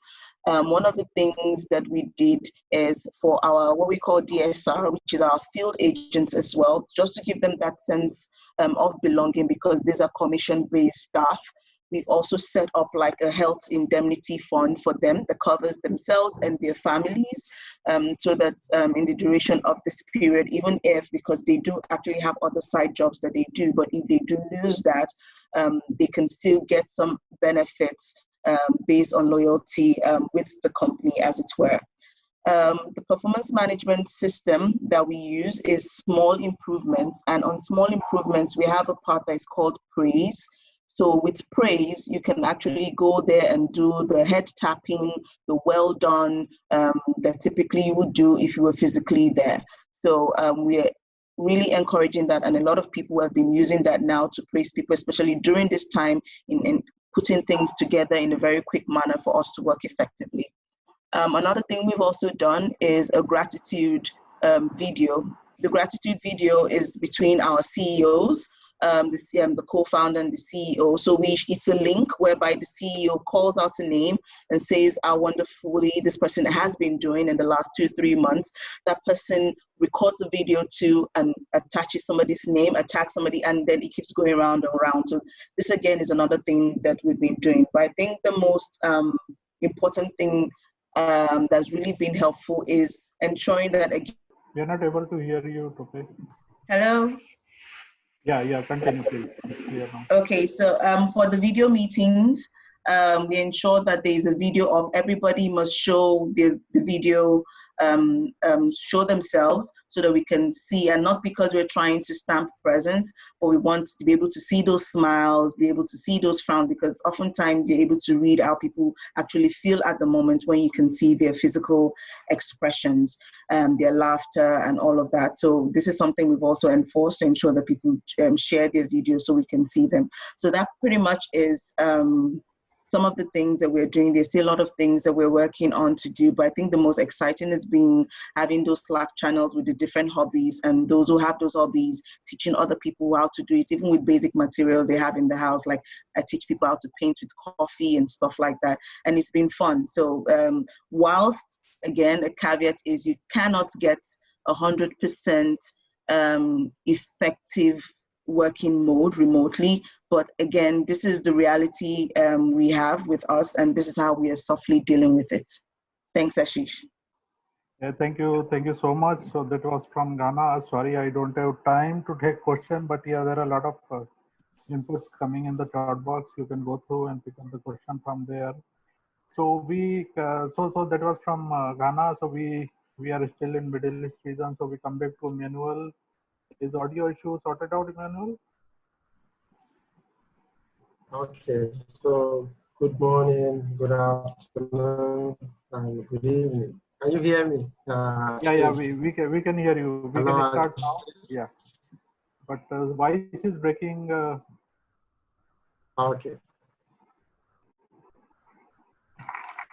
Okay, so let me go ahead. So I'm speaking from Nigeria, and the topic is for us to talk about employee engagement during work from home, especially this particular time. So I know that in one of the Gartner reports, they had projected that by 2030, the demand for remote work is going to increase by about 20%. But what's happening today is that I think that demand has now come forward. We're experiencing that 10 years earlier that we had originally planned. So before now, we did not have a remote working policy in place. And so when this issue of COVID-19 started, we then began to have a conversation with the management team to decide what we need to do in order to address the challenge of COVID. We will have to work home and move our services online. And considering that we're a financial service organization, seeing also that not every solution that we have is possible to carry out those transactions online. So what we did first was to try to categorize our employees into 3 categories. One, we tried to find out which roles are not possible for us to actually carry out from home. We identified those roles and identified the people who fell within that particular role. Some of the questions I was getting from such employees who knew that their role, it wasn't possible for them to work from home. They were asking,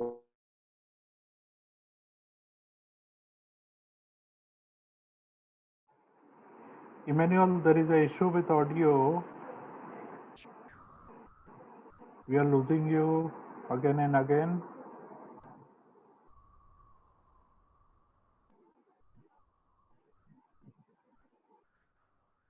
Okay. Emmanuel, are you able to hear us?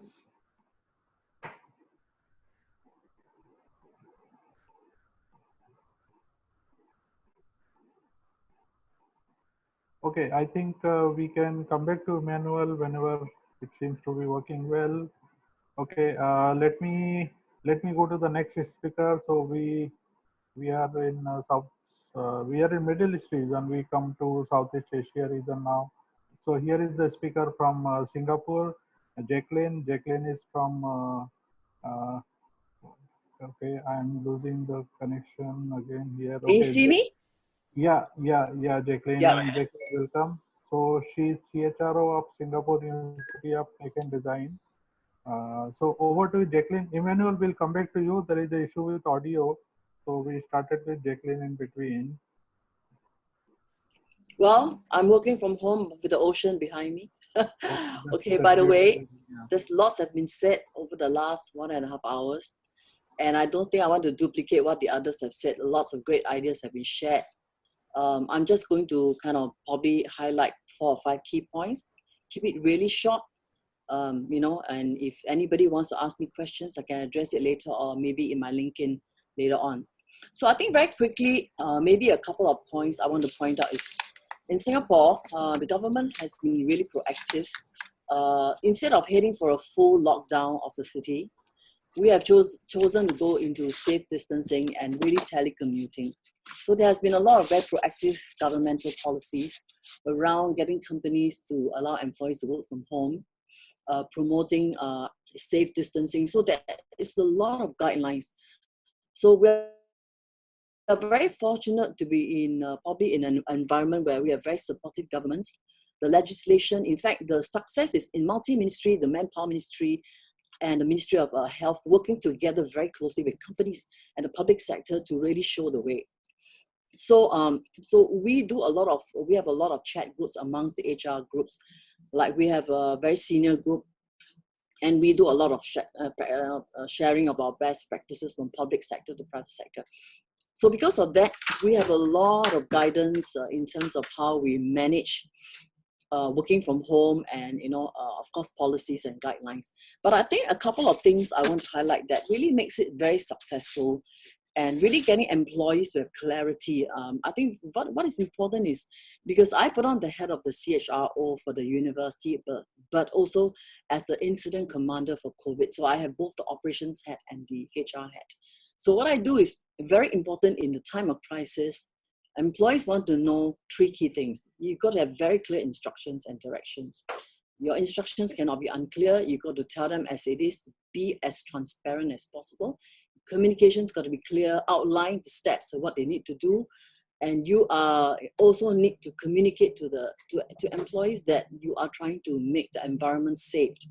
You know, so all the things that I'm issuing, the orders, precautionary measures are for your own good, safe distancing. So employees are clear that we are out there to make the workplace safe for you. And then, of course, as the outbreak became worse, you know, we moved really, really fast. Decision making has to be fast. Management team got to be aligned. We ensured that we allowed people to telecommute. So now, I would say 60 to 70% of our workforce is now working from home. So of course, with today's modern technologies such as Zoom, you know, it helps, you know, that now everyone can come onto a common digital platform to communicate, to work collaboratively. So I found a couple of key things that worked really well between me and my CEO. Our president is that I tell him that you take on the soft hat, I take on the hard hat. So as an incident commander and the head of HR, I give clear instructions to employees what to do, but you come with the finishing touch. So I work with my CEO to say that you will write the care messages. You will be the one giving out the care packs. You will be the one going to the ground, you know, giving employees a pat on the back. So we play our roles very well so that we synchronize. So today I'll be sending a directive to say, look, follow these measures. This is to keep you safe. The next few days, he'll come up with messaging to say, look, let's work together as a community. And so we have started doing this kind of calibration that really works really, really well between me and my CEO. And of course, during this time, it's really important that we show care to our employees in many, many different ways. So we give out hand sanitizers, facial masks. We have very, very clear messaging. We do town halls, digital town halls. We are doing a lot of learning online, like what the other companies have shared, digital learning. engagement platforms. One of the interesting things that we have done is because we have employee interest groups, we no longer can do it because of safe distancing. So we get the trainer to come in, we do a live broadcast on Workplace so that they can view it live. But we limit the room to about maybe less than 10 participants. So we have a little bit of that physical touch, but also a little bit in the digital space. So I think overall, during this period of crisis, HR needs to take the lead. I think, in fact, we're living in unprecedented times. The HR leader now has to put on that hat to really be able to guide the way, provide the leadership, work together with the CEO, get the employees together, rally the troops, so that you can guide and provide the kind of clear directions and instructions so the employees feel that they're in safe hands. I think that's all I have. Thank you very much.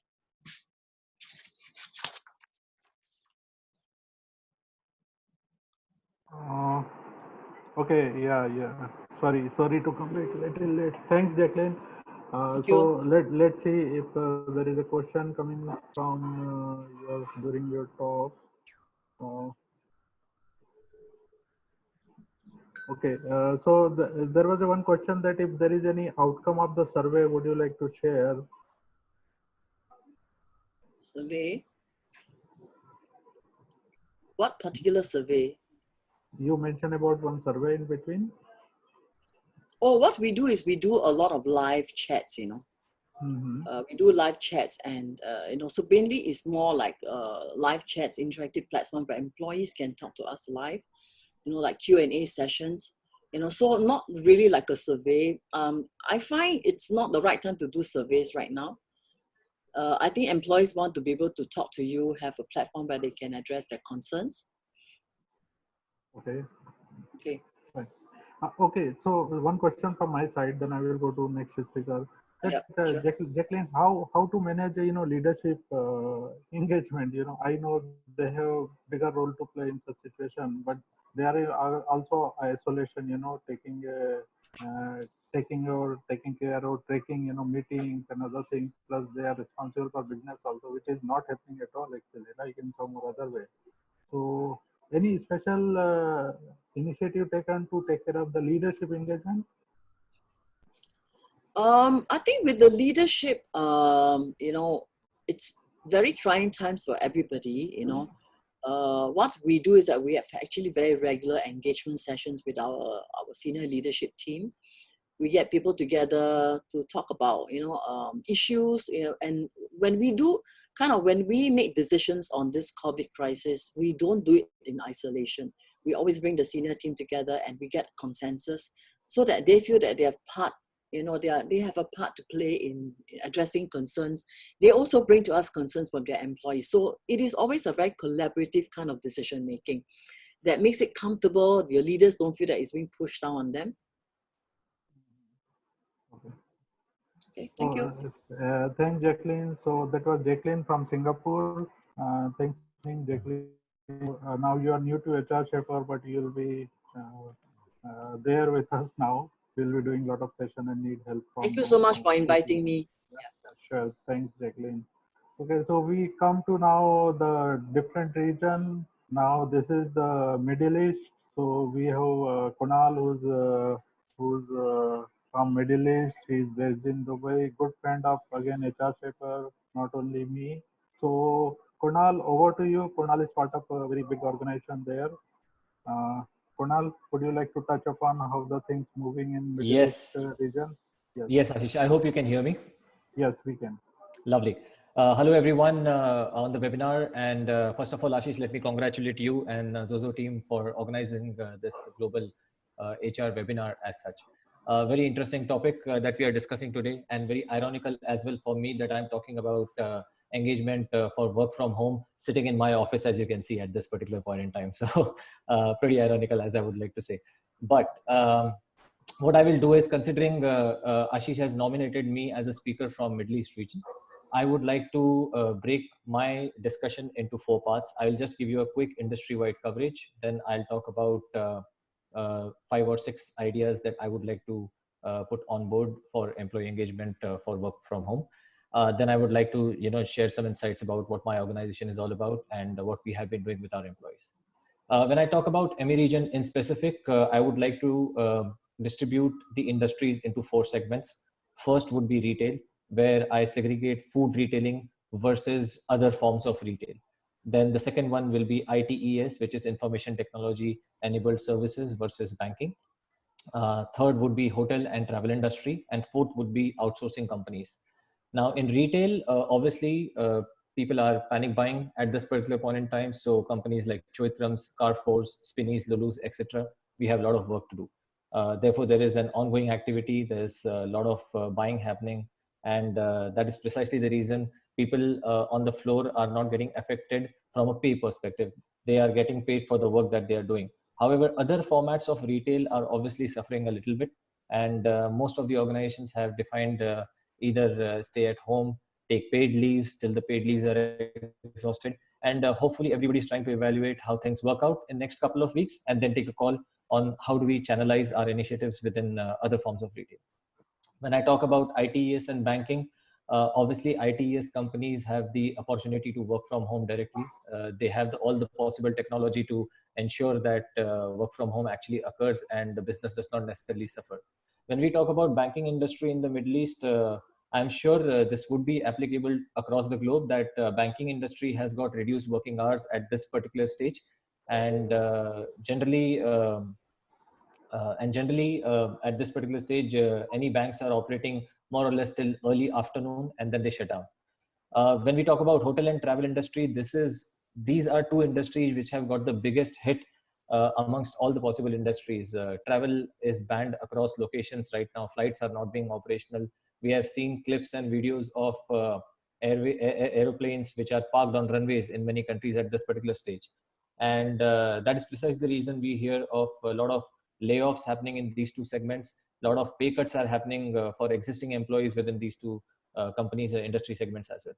The fourth segment, which is the outsourcing companies in Middle East, and they are pretty popular at this particular stage. Most of the industries that are operating within Middle East, they have got many operations over here. But at this, I think somebody's needs to mute, I guess. But nevertheless, outsourcing companies, coming back to it, they are in demand at this particular stage because obviously when we did our manpower planning, we follow a January to December financial year calendar in the Middle East. And when companies did their manpower planning last year, somewhere around November or December, we obviously did not expect COVID to strike and this kind of mishap to happen in the environment. Now, with most of the employees who have gone on leaves, they are stuck back home. They cannot travel back to UAE at this particular stage. The biggest challenge is how do we manage our activities if we have to operate? This is where outsourcing companies come into picture. Whether you have to outsource employees, whether you have to outsource facilities like rented buses, staff accommodation, or trucks or delivery vans, the outsourcing companies are booming at this particular point in time.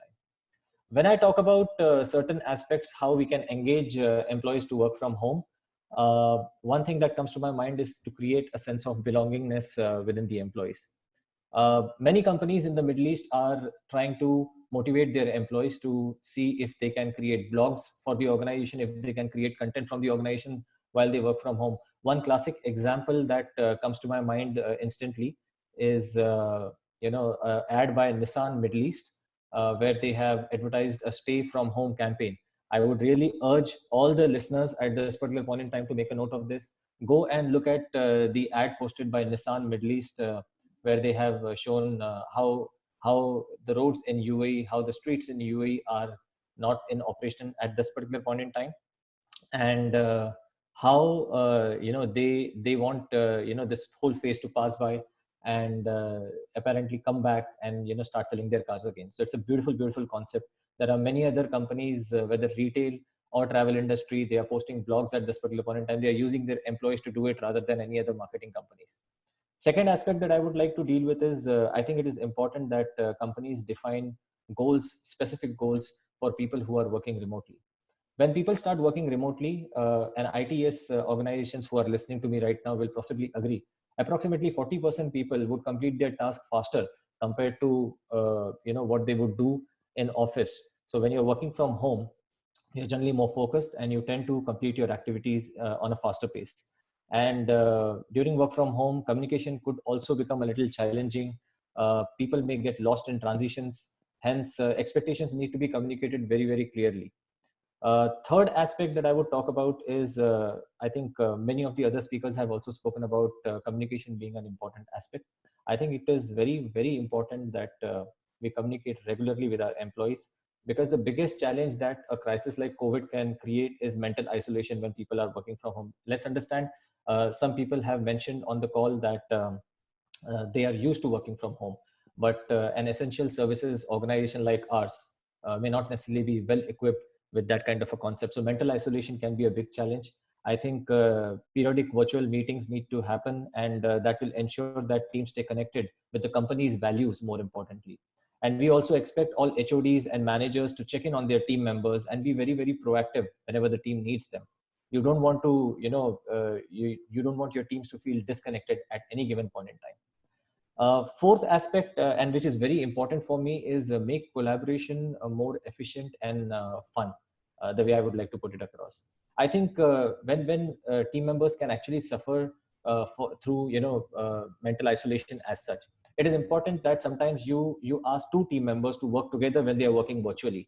The most important aspect that will be taken care of if two members are working virtually is that both the members actually know when to unplug from work. And it is one of the biggest concerns of working from home. People fail to unplug their work after a particular point in time. When you're leaving office, you may leave at 6 p.m., but people end up working till 9 p.m., 12 a.m. in the morning, which actually disrupts their family life. And I think if two people are working together on common projects, they actually know where should we conclude our day. And it becomes an important element to unplug from work and get back to your daily chores that you actually have to manage at your residence. I think this is also a time where companies should make employees their advocates. You have to train your team members online. You have to find opportunities.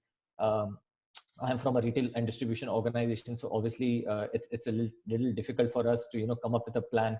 We are also trying to see how we can use different tools, online tools, to try and communicate with our members, try and make training videos, training assessments, and conduct all these things online.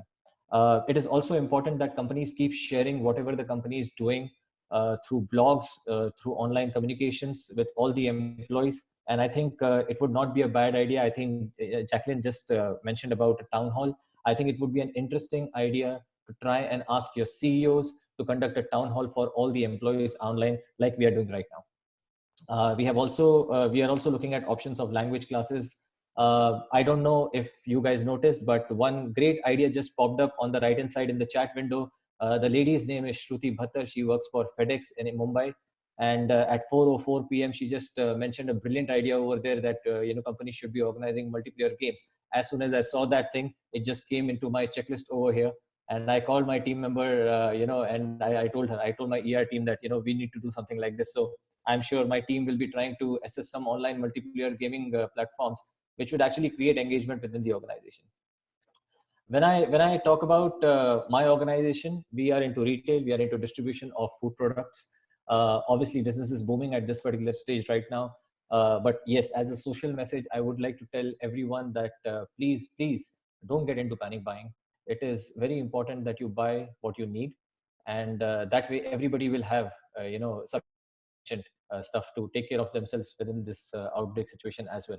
Now, we are an essential services company, 70% blue collar workforce versus 30% supervisory and management level workforce within our organization.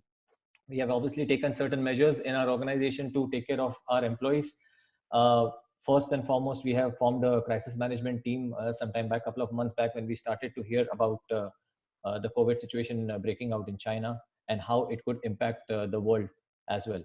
I think most of our stores were open 24/7 in the initial stages. The first thing that we did was we have reduced our working hours in retail, in supply chain, in distribution. And these reduced working hours actually allow our employees to stay safe, get back home in time, and take care of themselves. We cannot obviously shut down our businesses because we are selling food and people require food to live. At the same point in time, the customers are, we are setting clear-cut expectations from our customers that whenever they come and shop with us, they need to manage their own safety. They need to wear a mask. It will just save them. It will save our employees as well in case there is any kind of infection that may be a matter of scare. Plus, we are also supporting government initiatives because, as you would have heard or read online, UAE government has launched a national sterilization initiative from 8 p.m. to 6 a.m. All the streets are shut down. There are sprays being sprayed over here across the country right now. So we have changed our store timings, our supply chain timings have changed, and we only operate as a business between 8 a.m. to 8 p.m. in the evening. The most important announcement is that there are no pay cuts at this particular point in time within the organization, and employees have been given an affirmation on this particular aspect as well. There are provision of safety gears within our organization. We have flexible working hours for those people who are working from office, and obviously work from home is an option that has been given to many employees who can work from home.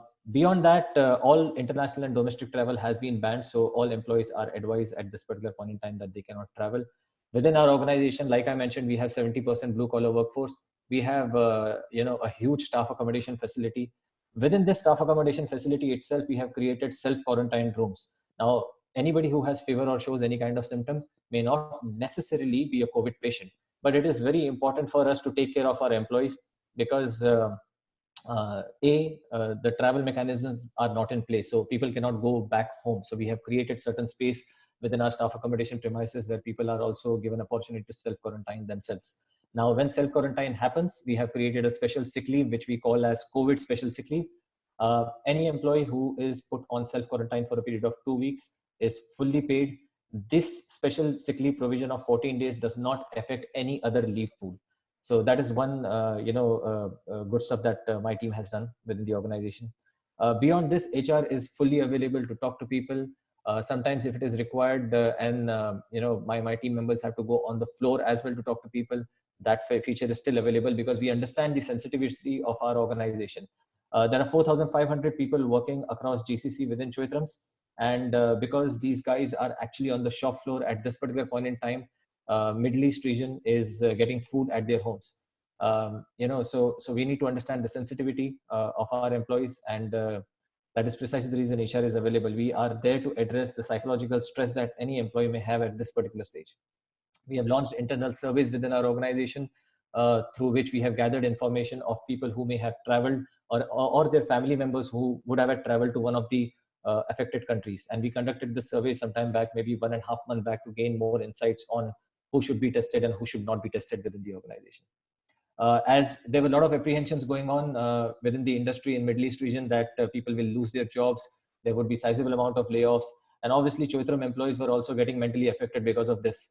To just give an affirmation that things are fine in Choitrams and we are there to take care of employees.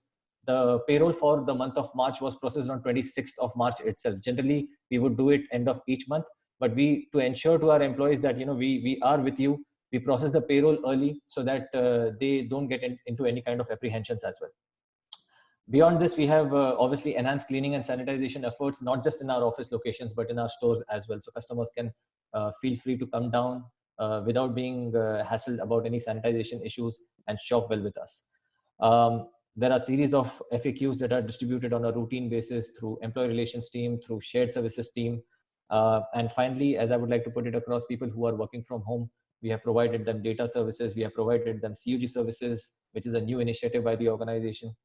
Beyond this, I would just like to conclude before I end my discussion today that I'm a firm believer that humor solves a lot of problems, and one personal solution, if I may offer, is to find humor in your lives. It is totally it totally depends on how your brain actually works, and give yourself permission to find some fun in your life. And it's like a spiritual practice, finding ways to laugh at yourself. I was looking at so many WhatsApp messages and memes that are actually floating around right now. A lazy person in 2019 would be called a lazy person, lying down on their couch, at your residence. Today, that person who's lying down on their couch in their residence in 2020 is called as a responsible citizen. So I think we should just stay at home as much as possible. Try and take care of yourself. Please stay safe. If I have time, Ashish, I would like to take a couple of questions.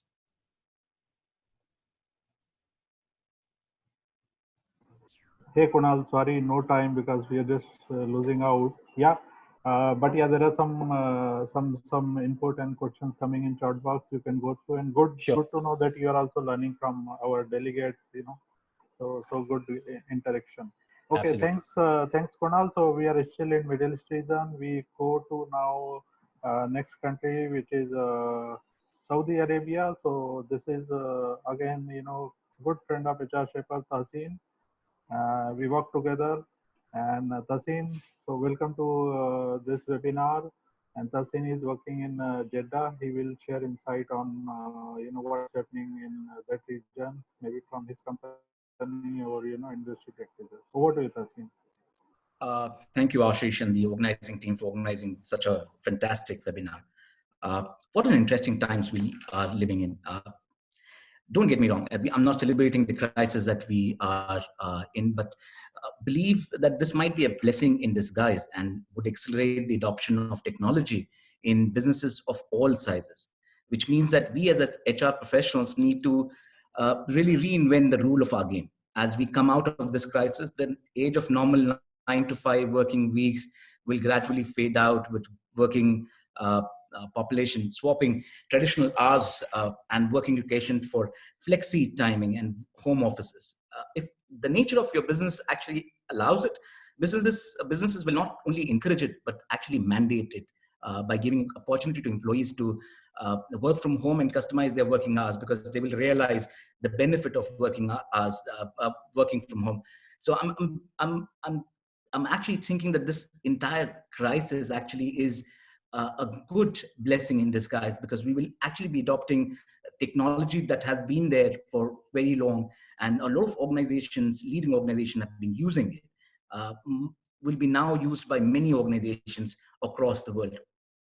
We will create dynamic workplaces, one that is driven by values rather than rules and HR policies, which brings me to what are the things that we did actually in our organization.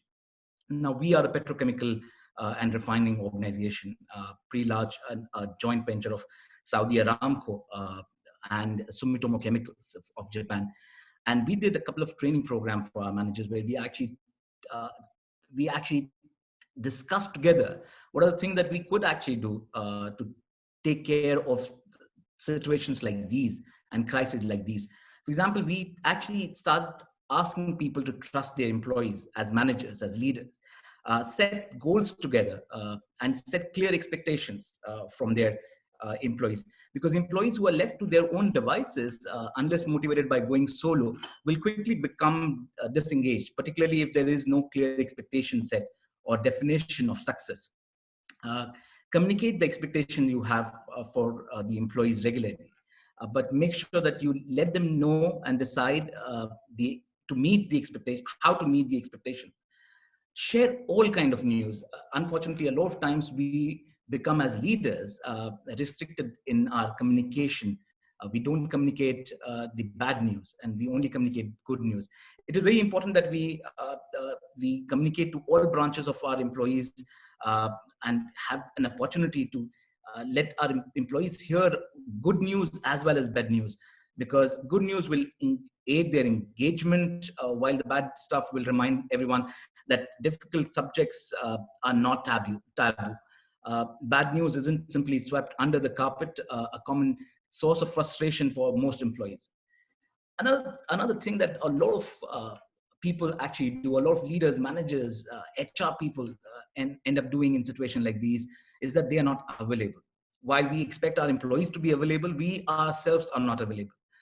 I have seen this, people often withdraw from businesses when they feel as though they have been left entirely to their own devices. Remind staff that they are being watched, not in a big boss, big brother sense, but as a proud teacher who would monitor the students' progress. Watching is caring, and a brilliant way to engage employees is to remind them regularly that organization is taking an active interest in everything that they're doing for the organization.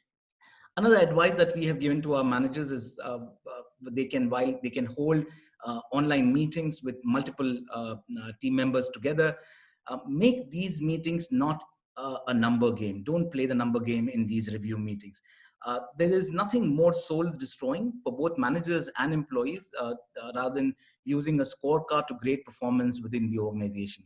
An employee would say, I'd score myself an 8 on this particular thing, whereas the manager would come back and say that, well, I thought you were just a 3 on this. So these kind of conversations are not very pleasant, especially when people are working from home and away from offices, and where you are not able to understand not able to understand the circumstance in which the person might really be in at that point in time. So while key performance indicators are valuable, but keep the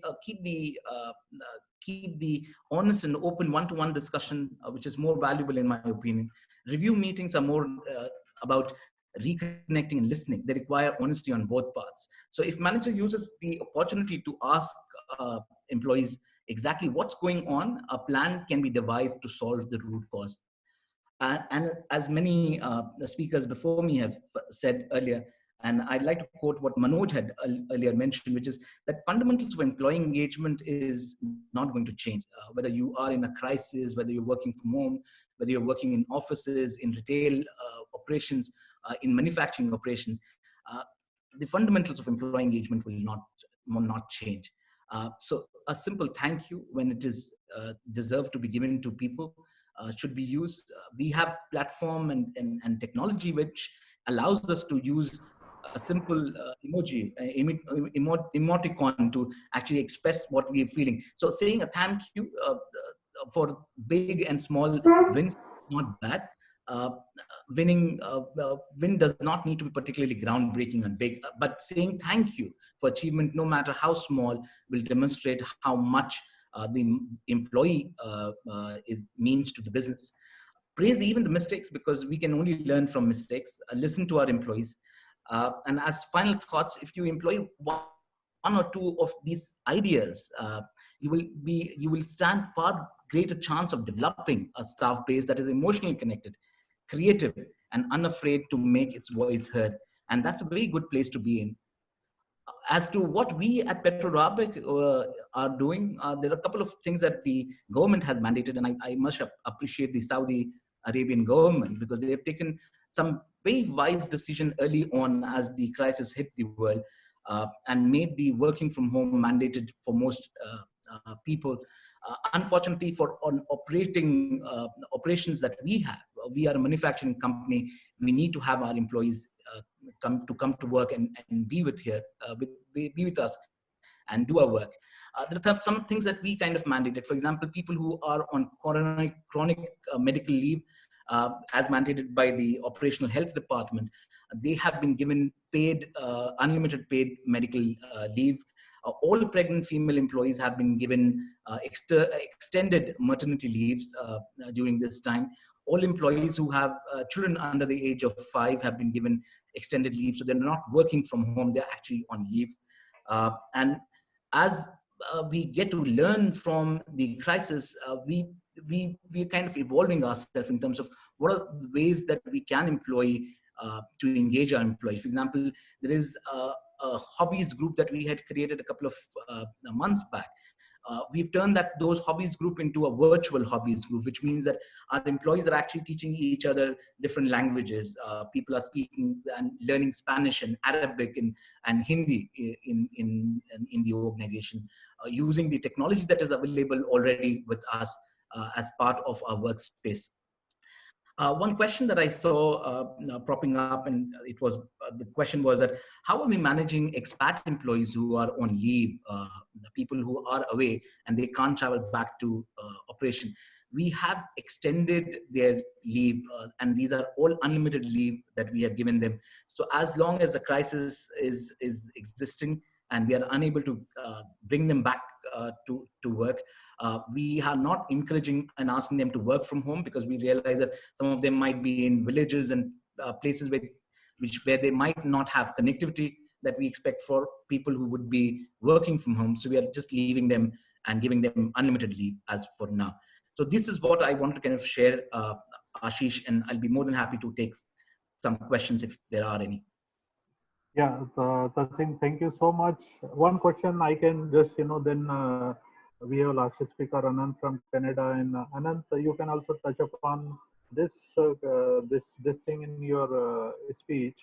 So Tasin, one question is coming from audience that how the HR will be different from earlier, before this situation, do you think something else will be, because HR consider, useless, cost center and all, how organization and leadership will see HR coming up? So Ashish, in my opinion, a lot of our work as human resources, and this is not just for Middle East, but world over, is dependent on the huge fat manuals that we create, the HR policy manuals that we create, and the rules that we create. And in my opinion, the organization of future will not be driven by these rules and manuals. You would have seen this being taken and being implemented in startups and huge organizations, where the organization is driven by values, and rules are basically like guidelines, so which can be actually modified and changed as per the situation in which you are. So this is not a set rule like a constitution that cannot be changed and should not be pointed. It's not a Bible, it's not Quran, but it's more like a guideline, something that people should be implementing and taking care of. But as the situation changes, so does the guideline. I hope I answered that question. Okay, yeah, got it. Yeah, and I think it will be more digitally driven, which anyway we were talking about future of work, but it will be more of now future of remote work. That's what I can see. True. And it may happen that sooner or later we may move 150% of actually remote working, whether such situation there or not. Yeah. Thank you, Tasin. So looking forward, and it's good insight. Okay, so we come to now last session, and we moving from Middle East to now we go to the USA side, and that's coming from Canada. USA couldn't join. We'll have in next session. So guys, next webinar, this is the webinar series of HR Shaper. So then the next series will cover all the reasons, like all the countries which are left out, like USA, Spain, Germany, then from Southeast Asia, other countries and all. So we come to Canada right now. So Anant is from Canada, based in Toronto. He is a people success partner in Interactive PDF. Over to you, Anant.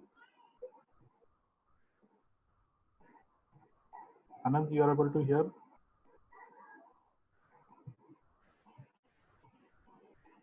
Yes, we can see you. Yeah. Yeah. Hello, everyone. Thank you, Ashish and the Zozo HR team for organizing this webinar. Since my friends have touched upon a lot of subjects, I thought let me just take a couple of steps back and make it worth the while for about 280 people who are still there on the webinar to touch upon what employee engagement definitely is, and what are the common challenges that every HR person will face, and certain common solutions that we'll look at. I had the opportunity to work in United States prior to this for almost 1.5 years. So I will tell some things which are very unique to this market. The first thing is engagement. If we look at Gallup's very simple model, has only 12 questions, and you can say there are 4 levels. The first thing to engage employees is, do I have the tools and the materials to do my work? Do I know my goals? So the first question is basic. Do I have tools and do I know what I have to do? The second is management support, which means, am I able to contribute in a way where people see my contributions? The third thing in the Gallup model is, do I belong to this team and this organization? And the fourth part is, can I innovate and grow in this organization? Does the organization provide opportunities? So essentially engagement is on these 4 parameters as per the Gallup model. Now coming to what is unique in the American markets. I think most people will be surprised to know, primarily because I also worked in India prior to coming here, is that in USA, 36% of the workforce is gig workers, which means they do not have a permanent job. They work on fixed term assignments, which means a time limited job. The concept of a permanent job doesn't exist in US. This word of permanent job is not there in any appointment letter. So that would come as a surprise to professionals across other geographies. And in the next 7 years, 50% of the workforce in United States will be contractual in nature, which means that they are either working 2 jobs or it's a term limited assignment. So their mindset is already, most of them work remotely, most of them are time limited, most of them are in technology, design, and other such fields which are technology intensive. So for them, engagement is about having clear goal, having clear payments. They get paid weekly or sometimes by the milestone, which can be a daily milestone. And they are experts at their work, which means they work without any guidance. They are hired because they can start delivering immediately. Sometimes you will be surprised to know that there are 1 week HR jobs posted in US, 1 week of HR manager jobs. So that's how US is, and Canada also follows suit. In Canada, 10% of employment is gig employment, which means 1 in every 10 people is working on a term limited assignment. Uh, and this number is expected to go up to 20% in the next 7 years.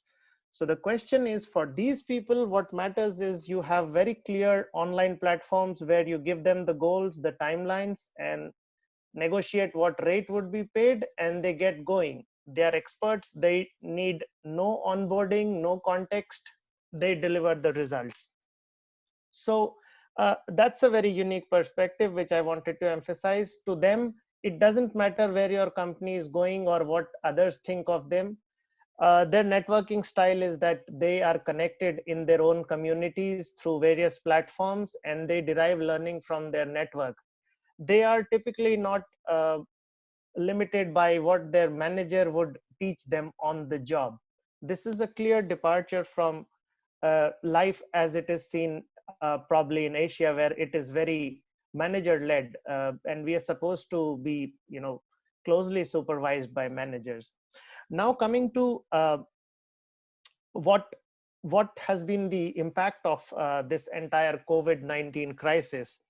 If we look at the information technology and the industry, more or less nothing much has changed, because these people are tuned to work from home, as we say, and they are tuned to work on platforms like Zoom, Zoho, uh, Hangouts, and there are a couple of other such things, or things like Monday.com.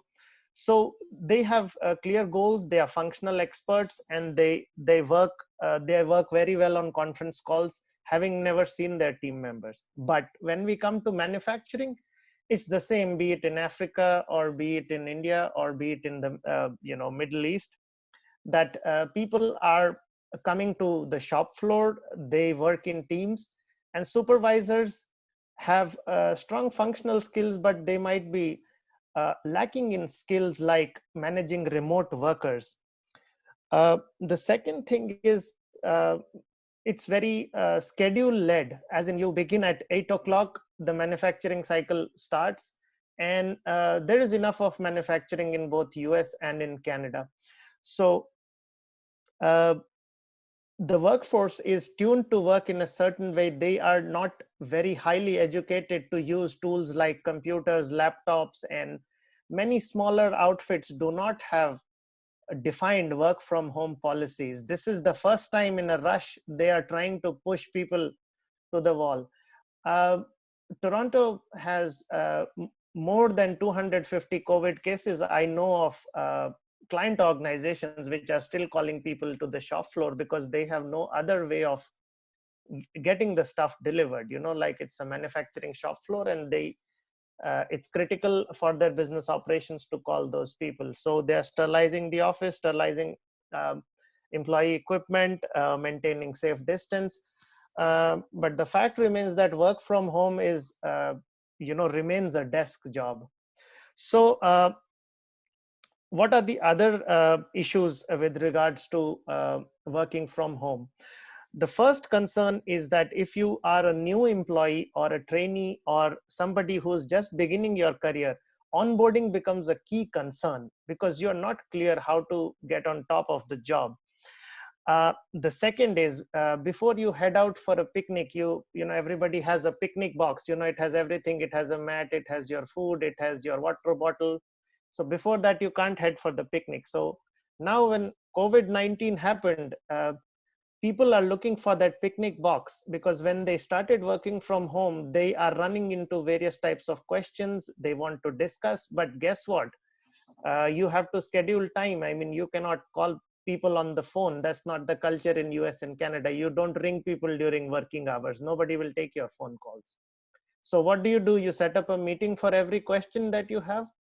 So there is this concept of putting things into this, what I call the picnic box for the function, that you are a, let's say, a finance manager. What is your picnic box? It contains all the policies, decision frameworks, resource guides, maybe authority delegation matrix, and it has some training tools, what trainings you need to study, so that this box enables you to do your job to perfection without the need for supervision. One more key concern is that workflows are not defined in smaller organizations in manufacturing. So they don't have consistent practices. They have this morning huddle kind of culture where people come in and their supervisor tells them, oh, do this and do that. Now they are not very structured. They don't have a formal goal setting process where people exactly, a lot of panic. And of course, people talked about the fear of layoff. You might all be aware that US is an employment at will economy, which means that anybody can be let go at any point of time without assigning any reason. So when there is, and that's the reason why US is behaving in a certain way by not probably announcing a total lockdown, because a lockdown means that you can safely assume that you have no control over your job, because it's not the employer's prerogative to manage anything at all. You can claim your unemployment insurance. I mean, you can go to the government, but it's an employment at will economy. Canada is not employment at will, but the fact remains that 5% of Canadian workforce has filed for unemployment in the month of March. This statistic is already on LinkedIn. So there is a fear in the workforce that what will be my future. So the first must do for HR, now that we have spoken about these concerns, what are the must do's to ensure engagement? The onboarding toolkit for people is a complete must, especially because hiring is still happening in certain roles. So how do you onboard people who are less than 6 months in the system? The second is this picnic box that I talked about, which is goals, tools, processes, workflows, races, whatever you might call it, but which makes this person good to go for the picnic. The third part is that supervisor assessment. Remember that now the supervisor is the eye through which the employee looks at the organization. The person has no other access to anybody else in the organization, but primarily the supervisor. So the supervisor's role becomes very critical. If you have a bad supervisor, I think this is the worst time for that, because that will mean that employee productivity will go down severely, and the employee will experience the worst side of the organization through this poorly trained supervisor. So the other must do is that you need to train all supervisors in goal setting, feedback, and how to manage remote teams. I have seen supervisors grappling with this subject of how do I take work remote. Everybody seems to be very happy that, oh, I will work from home and be with family. But people are accountable for results. Things don't happen automatically. So all supervisors are not equipped to do WebEx or conference calls. This is a skill. It's an aging workforce. So reskilling people is difficult. You do not have a mass population of MBAs and engineers in Canada like you have in India, probably. So it's very difficult to teach technology to the non-tech in mind. The other concern is people do not have defined policies to support this kind of outbreak. Let me give you an example. In Canada, 61% of families have both parents working, where you have kids. So families with kids, 61% have both parents working. Now this is complete contrast to a situation like India or China. or Middle East, where one parent can easily take care of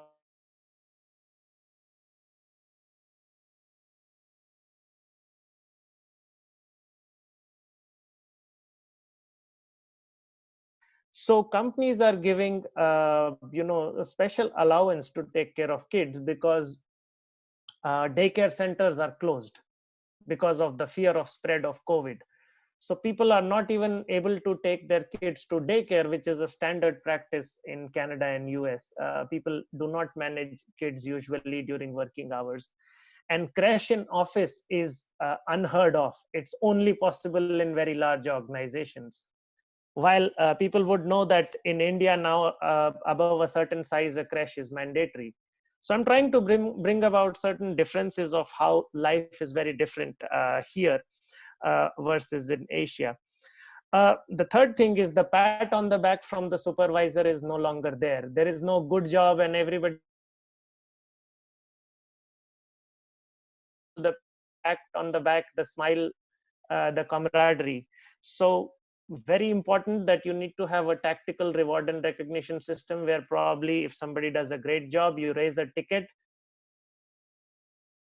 or some some pop-up on the screen or something like that, because many other speakers have pointed out rewards are a critical part of the organizational performance process. Team also spoke about that.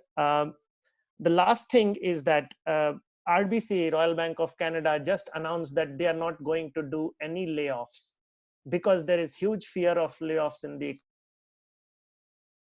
from the top leadership, or maybe town halls done over remotely over WebEx is required because people must know whether I'm going to be there next week or not, because that's their primary question. So how do you expect somebody to be engaged?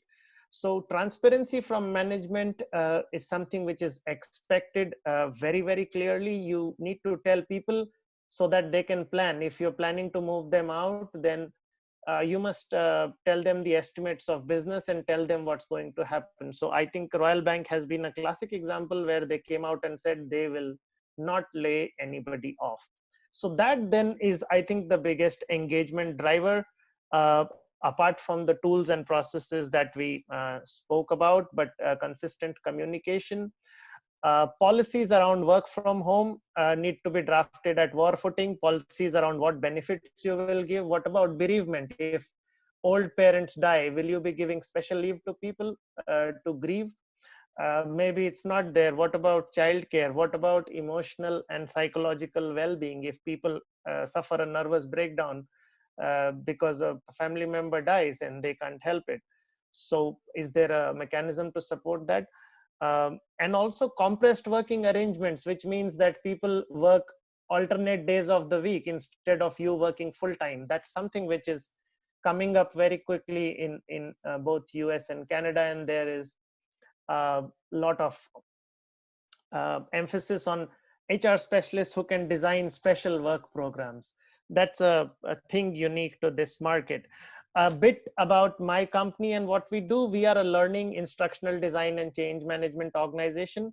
We try to make these picnic boxes that I spoke about. We try to make an interactive PDF which runs on Adobe Acrobat, and you can make anything from a training program to a training video to a policy manual of 500 pages, all or a SharePoint of files, and compress it into one single file, which is an interactive PDF. And guess what? It serves as a website, or it serves as a complete training program on its own. For example, we can take these program presentations, we can add some slides, we can also add Word documents and compress it all into interactive PDF. And we sell this to major clients in Canada, and we are helping them put together PDFs for the COVID crisis as well. Probably a couple of days down the line, I'll be able to share something on LinkedIn of what we have put together for COVID, because a couple of organizations asked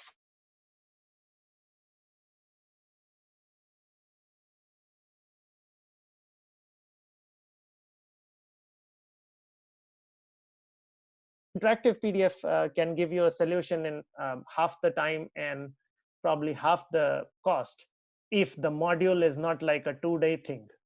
So you will get one file and you can work on it offline. You don't need to be online all the time because it consumes bandwidth. Every company cannot buy a learning management system. So this file is the solution for startups and organizations which cannot invest in LMS. So that's really our contribution to the Canadian economy. And I'm very happy to share my learnings in this part of the world with all my fellow HR professionals. Thank you. And if there are any questions that I can take, most happy to do that. A great insight, Anant. I think, people loving picnic box and many other insight. I like, the way company RBS said, they will not fire. It will enforce each department to ensure that, we work in a different way rather than thinking about only, let's do the layoff. That's right. I think, yeah, that's how, HR also need to drive this in leadership and all. Right? Yeah. Okay. Yeah. So thanks, Anant. Many input coming across now. People maybe wanting to leave. So I would just want to spend some time for Xoxoday to interact with the audience. So you guys can be there. And next announcement is there. The next webinar series would be touching upon other countries like USA, Spain, Germany, then Middle Past, Southeast Asia, Abu Dhabi, Bahrain, and all. Yeah. Emmanuel, sorry we couldn't continue with your session due to audio issue, but yes, you will be there in the next one so that Nigeria can also be covered. Yeah. Can we have Shivam or Priya? Would you like to open it for Q&A for everyone in case we have option, or you like to share some more insight on employee engagement tool and all? We have still people there, or any question to our speaker who are there right now, Kunal, Anant, Asin. And sorry guys, I need to keep this time limitation because that also enforce speaker to come up with only the selected and important key point. Otherwise obviously there are lot to share. I have seen the speaker wanted to talk and all, and there are many things they may not have covered, but this time limitation will also ensure that we cover only important and key point. Is Manoj there? Yeah. 1 second, Ashish, we are adding him. Yeah, hi. Can everyone hear me? Yeah. Yes, Ravi.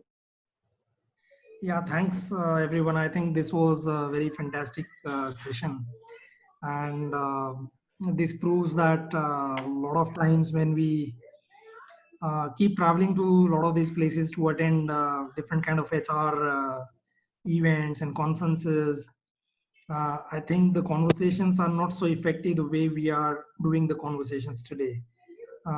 One, because I think the distractions are low because everyone is glued to their systems and they are actually listening to what people are talking about. So I think in some ways this adversity has actually given a lot of insights which are generally in the sight of human beings, but they generally tend to miss out those things in good times. So there are definitely some positives out of a lot of these negatives which are going on in the world today. And I think as HR leaders and in the business of people motivation and how we can keep the ante up for everyone, I think we need to take out positives from everything which is going in terms of the bad time. So how can we see the glass half full rather than half empty?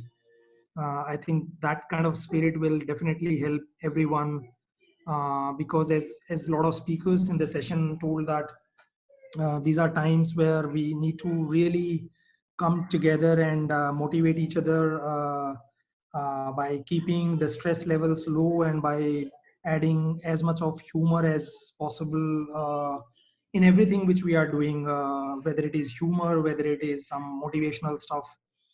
I think every single small step can be beneficial. I think the HR world has been talking about the VUCA world since a long time, but I guess the world is entering into some kind of a VUCA part 2 or a VUCA 2.0 kind of a world where uh, the world will still be volatile, uncertain, complex, and ambiguous, but in a very different way. And it's amazing to see the kind of innovation which every organization is kind of driving out of these constraints, because as it is said that the best innovations come out when you are resource constrained. So I think a lot of innovative ideas and executions are visible across the world in different segments, in the way we work, in the way we engage employees, in the way we are handling our families, and in the way we are kind of running our day-to-day operations. So I think it's a very fantastic effort from everyone in every organization world over, and will be really thankful to every company who is doing a great job in engaging their employees. Thanks from my side. Anything else, Ashish, you can take up, or if there is any question, we'll be happy to answer. Yeah, is it possible to keep it open for audience? Yeah, it is open for audience. Even the Q&A session is open. Yeah, that's what I'm saying. Let's directly have a voice conversation. Sure. So anyone who has a question could raise their hands, and I'll enable them to speak. Okay, that's the way.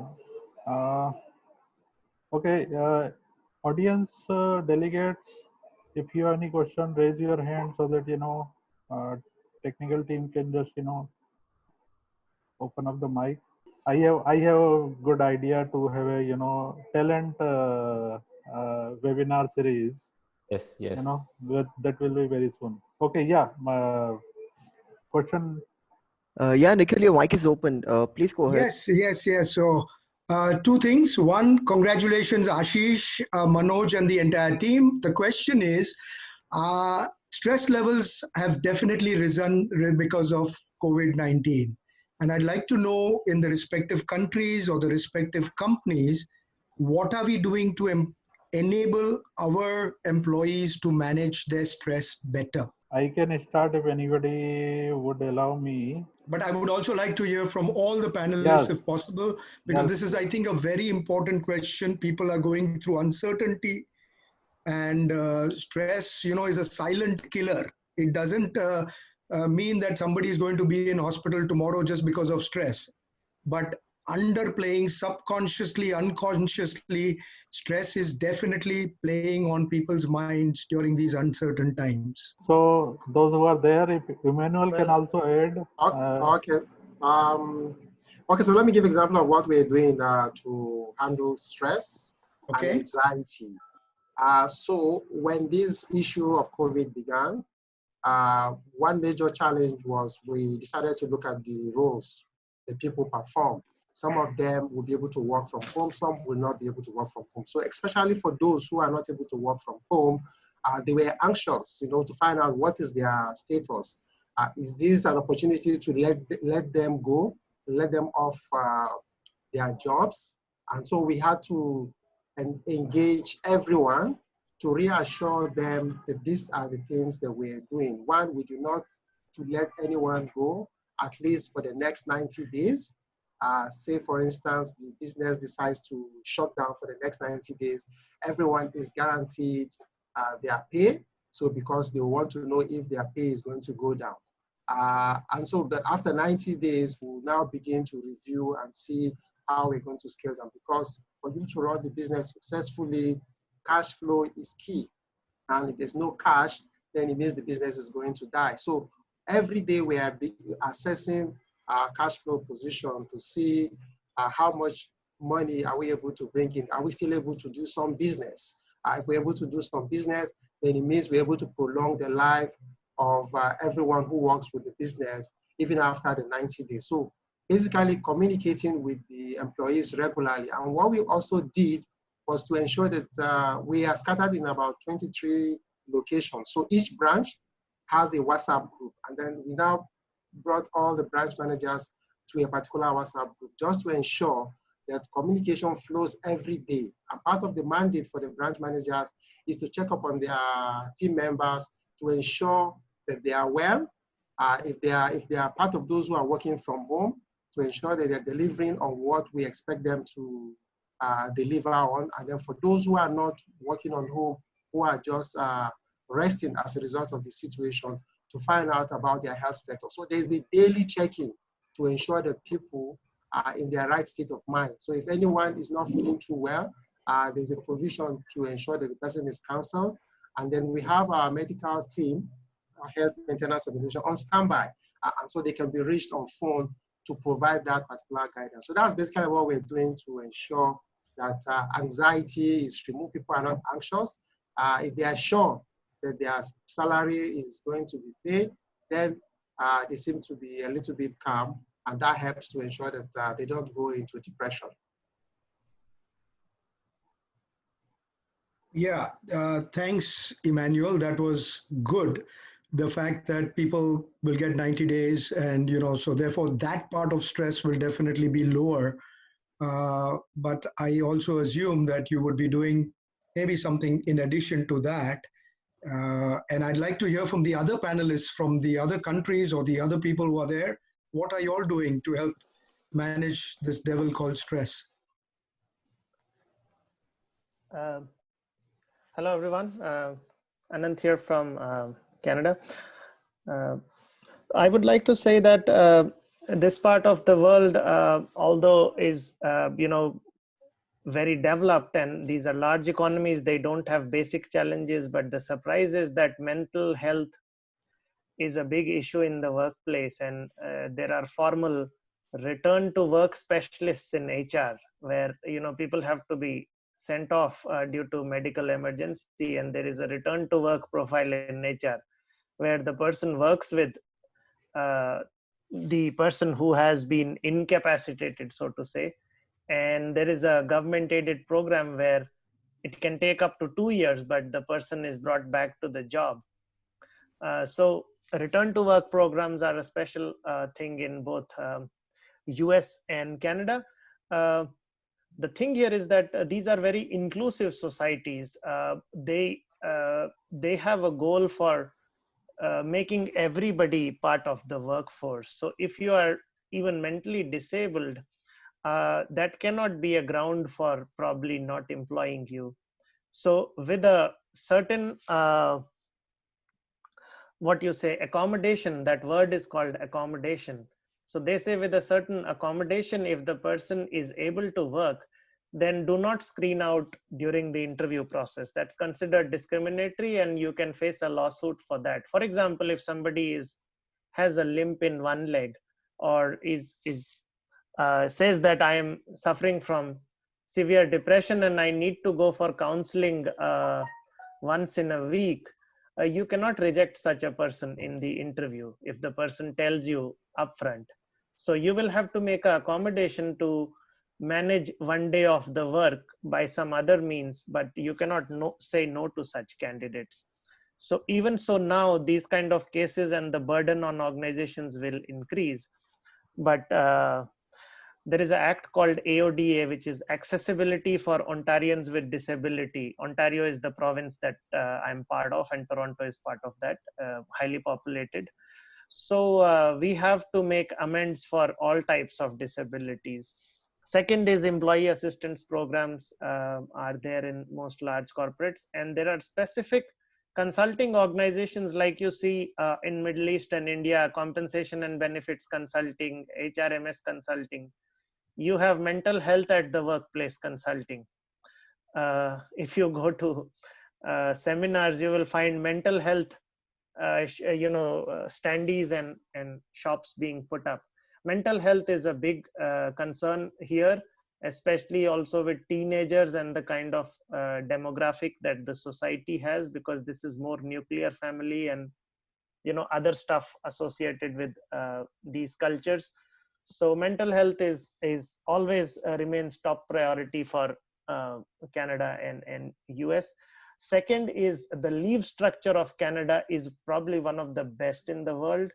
The number of leaves that an employee can avail, so like maternity is given to both the parents, maternity and parent leave is given to the father, and you also have same-sex parents being eligible for adopted kid, and the leave is up to 63 weeks. So Wow, very amazing. progressive.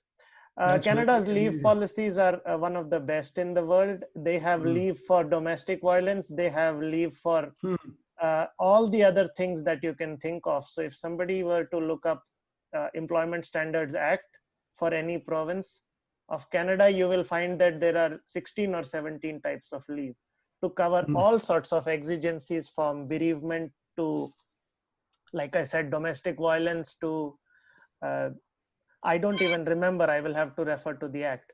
So for all these unique situations, they have provision of taking leave to provide a cushion, and that's why it is considered one of the happiest working cultures.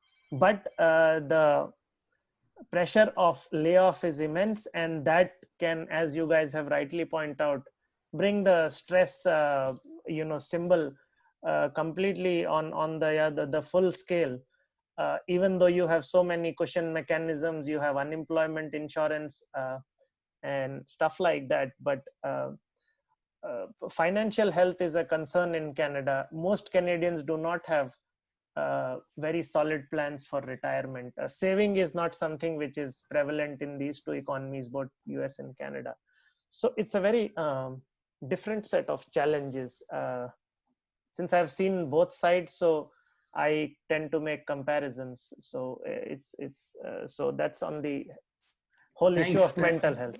That was really insightful, and I'm so glad that COVID has not happened in December, because I was in Canada in December, and at that time, people say that the depressants that Canadians consume is the highest because it is so cold that the weather itself makes for high levels of stress and depression. Yes, also if you see do not see the sun, like right now it's called cabin fever, which is happening. So the same thing happens if you do not see the sun for long periods of time. And you cannot head out or meet anybody. Nobody is willing to meet on the road, so you cannot enter restaurants all the time. So it is kind of a COVID situation for those 3 months in Canada. Those 3 months, absolutely. That causes depression. I understand. Yes. Hey, thanks, Anand. Thanks, Nikhil, for asking that question. Guys, so we need to wind up. People also logging out. And there were a couple of questions. I will take it and I will start with answer. Then speaker can add if they want to. But before that, let me do some sales page, which I do it. It is just like a conference which is going on, guys, and where, where our partner has some positive things, So obviously, why not share? So Xoxoday has a good engaging platform. I would request people to go through the website, and in case anybody like to know more about it, please connect with Xoxoday team, Priya and Manoj, and rest of the team member. There were two questions coming across. One is related to salary. Okay, nobody can answer in this situation, especially in the normal situation. No HR can answer, so obviously in this situation, nobody can answer. So that's very difficult question. We are not authorized people, neither we have any power to say, right? Yeah. So second question was coming 2-3 times. How to deal with the manufacturing industry. Services industry is okay. Many people who have XYZ, they can work from home. They can create a situation to work from home. But manufacturing industry where situation is actually people need to be there in floor, in the factory environment and all. Just like that. In like, Kunal, in your case, people have to be there in retail industry. Yes. I can start with few points, then you can also add. Sure. I think this situation will not be there for longer time, the current situation of COVID. But over a period of time, when we'll come out, we need to learn how to work more in a precaution manner. Industry may be on, factory may be on, but there will be much more precaution over there, that you need to wear XYZ, do first year checking and all these things. I think like China may be doing in today's situation, which we need to start adopting. Rest of the world need to do that, where social distance has to be there, but with lot of precaution. Absolutely. You guys can add, yeah. So I would just like to state that we are also into manufacturing of food. We have a company called Cape Fresh Industries, and we have our own labels called as Goodness Food Products. The overall packing and production plant happens to be in United Arab Emirates itself. It is very important for us that we enhance our sanitization practices. At this particular point in time, I would like to say that, around 3 to 4 times in a day, there's cleaning happening, there's sanitization processes that are going on. Products that are going out of our manufacturing plant are being checked. Each and every packet is being checked. We want to ensure that any customers who buy products from us feel absolutely safe. And this is not just important from external customer perspective. Employees happen to be our internal customers. People are working on the shop floor. We want to ensure that any kind of practices that we have within the company ensure their well-being, their safety, their security. And let's not forget, when we talk about manufacturing plants, there are blue-collar workforce over there, right? They don't earn as much as people like you and I would be earning sitting in offices like these. These people are very hand to mouth. If they're working in an organization, it is important for those organizations to ensure that they are well, they keep working. At the same point in time, there's no point pushing. I think this crisis requires us to amend our approach towards work as well. And when I was speaking earlier, I spoke about amended work hours, reduced work hours, try and see how we can fit in the production, how we can ensure the production that actually happens caters to the requirement of the external world and the external customers as well. So I think it's important that we keep communicating, we keep talking, we ask people to relax, assure rather that they'll be well taken care of. I think the communication needs to be very, very loud and clear, and that's the role that HR has to play in today's time. Yeah, that's true, Kunal. I think as many people are saying, we need to learn in a different way. Even in fact in services and IT industries also. So the same will be for rest of the industries, taking all precautions. But yeah, it will not be there for a long time. Sure. As time will be passing, we will have some solution to such kind of problem as well. Yeah. I'm actually a little amazed that nobody asked our fellow colleague from China. He happens to be from healthcare industry. Somebody should have asked him, what about medication, man? Come on. yeah, that is true. Okay, so we still have 148, but yeah, many of you might have commitment also, so we need to wind up. There's a 3-hour session gone, which we thought about 1.5. Okay, so a lot of learning from this session. We will see, how we can take those points and take the corrective action in next series. And looking forward every one of you to join in next session. Topic will remain the same, so that we touch upon other countries as well, and then we'll move to some other topic which will be more of global as well. Good, Manoj, you like to just give a vote of thanks, closing remark, and something more about your tool so that people get to know, which I keep talking. Yeah, so I think thanks everyone for taking out time. I know that everyone would have some of the other family errand also. So have a good night sleep for people who are in the sleeping time zone, and have a good day for people who are yet to start their day. I think things will, like every other thing, I mean, this will also get over very soon. And if we are together as a community, as a family, I think we will all overcome everything which comes by. So have a good day and have some time ahead. Sure, Manoj, sure. So thank you, guys. This is being recorded. We will have soon recording bites, and that will be uploaded, and link will be shared with you all. And those who couldn't join, those who were logging off in between, yeah. Thank you so much, Ashish. Thank you, Kunal. Thank you, Anand. Okay, thank you. Bye-bye. Thanks, Manoj. Thank you, everyone. Thanks, Shivam.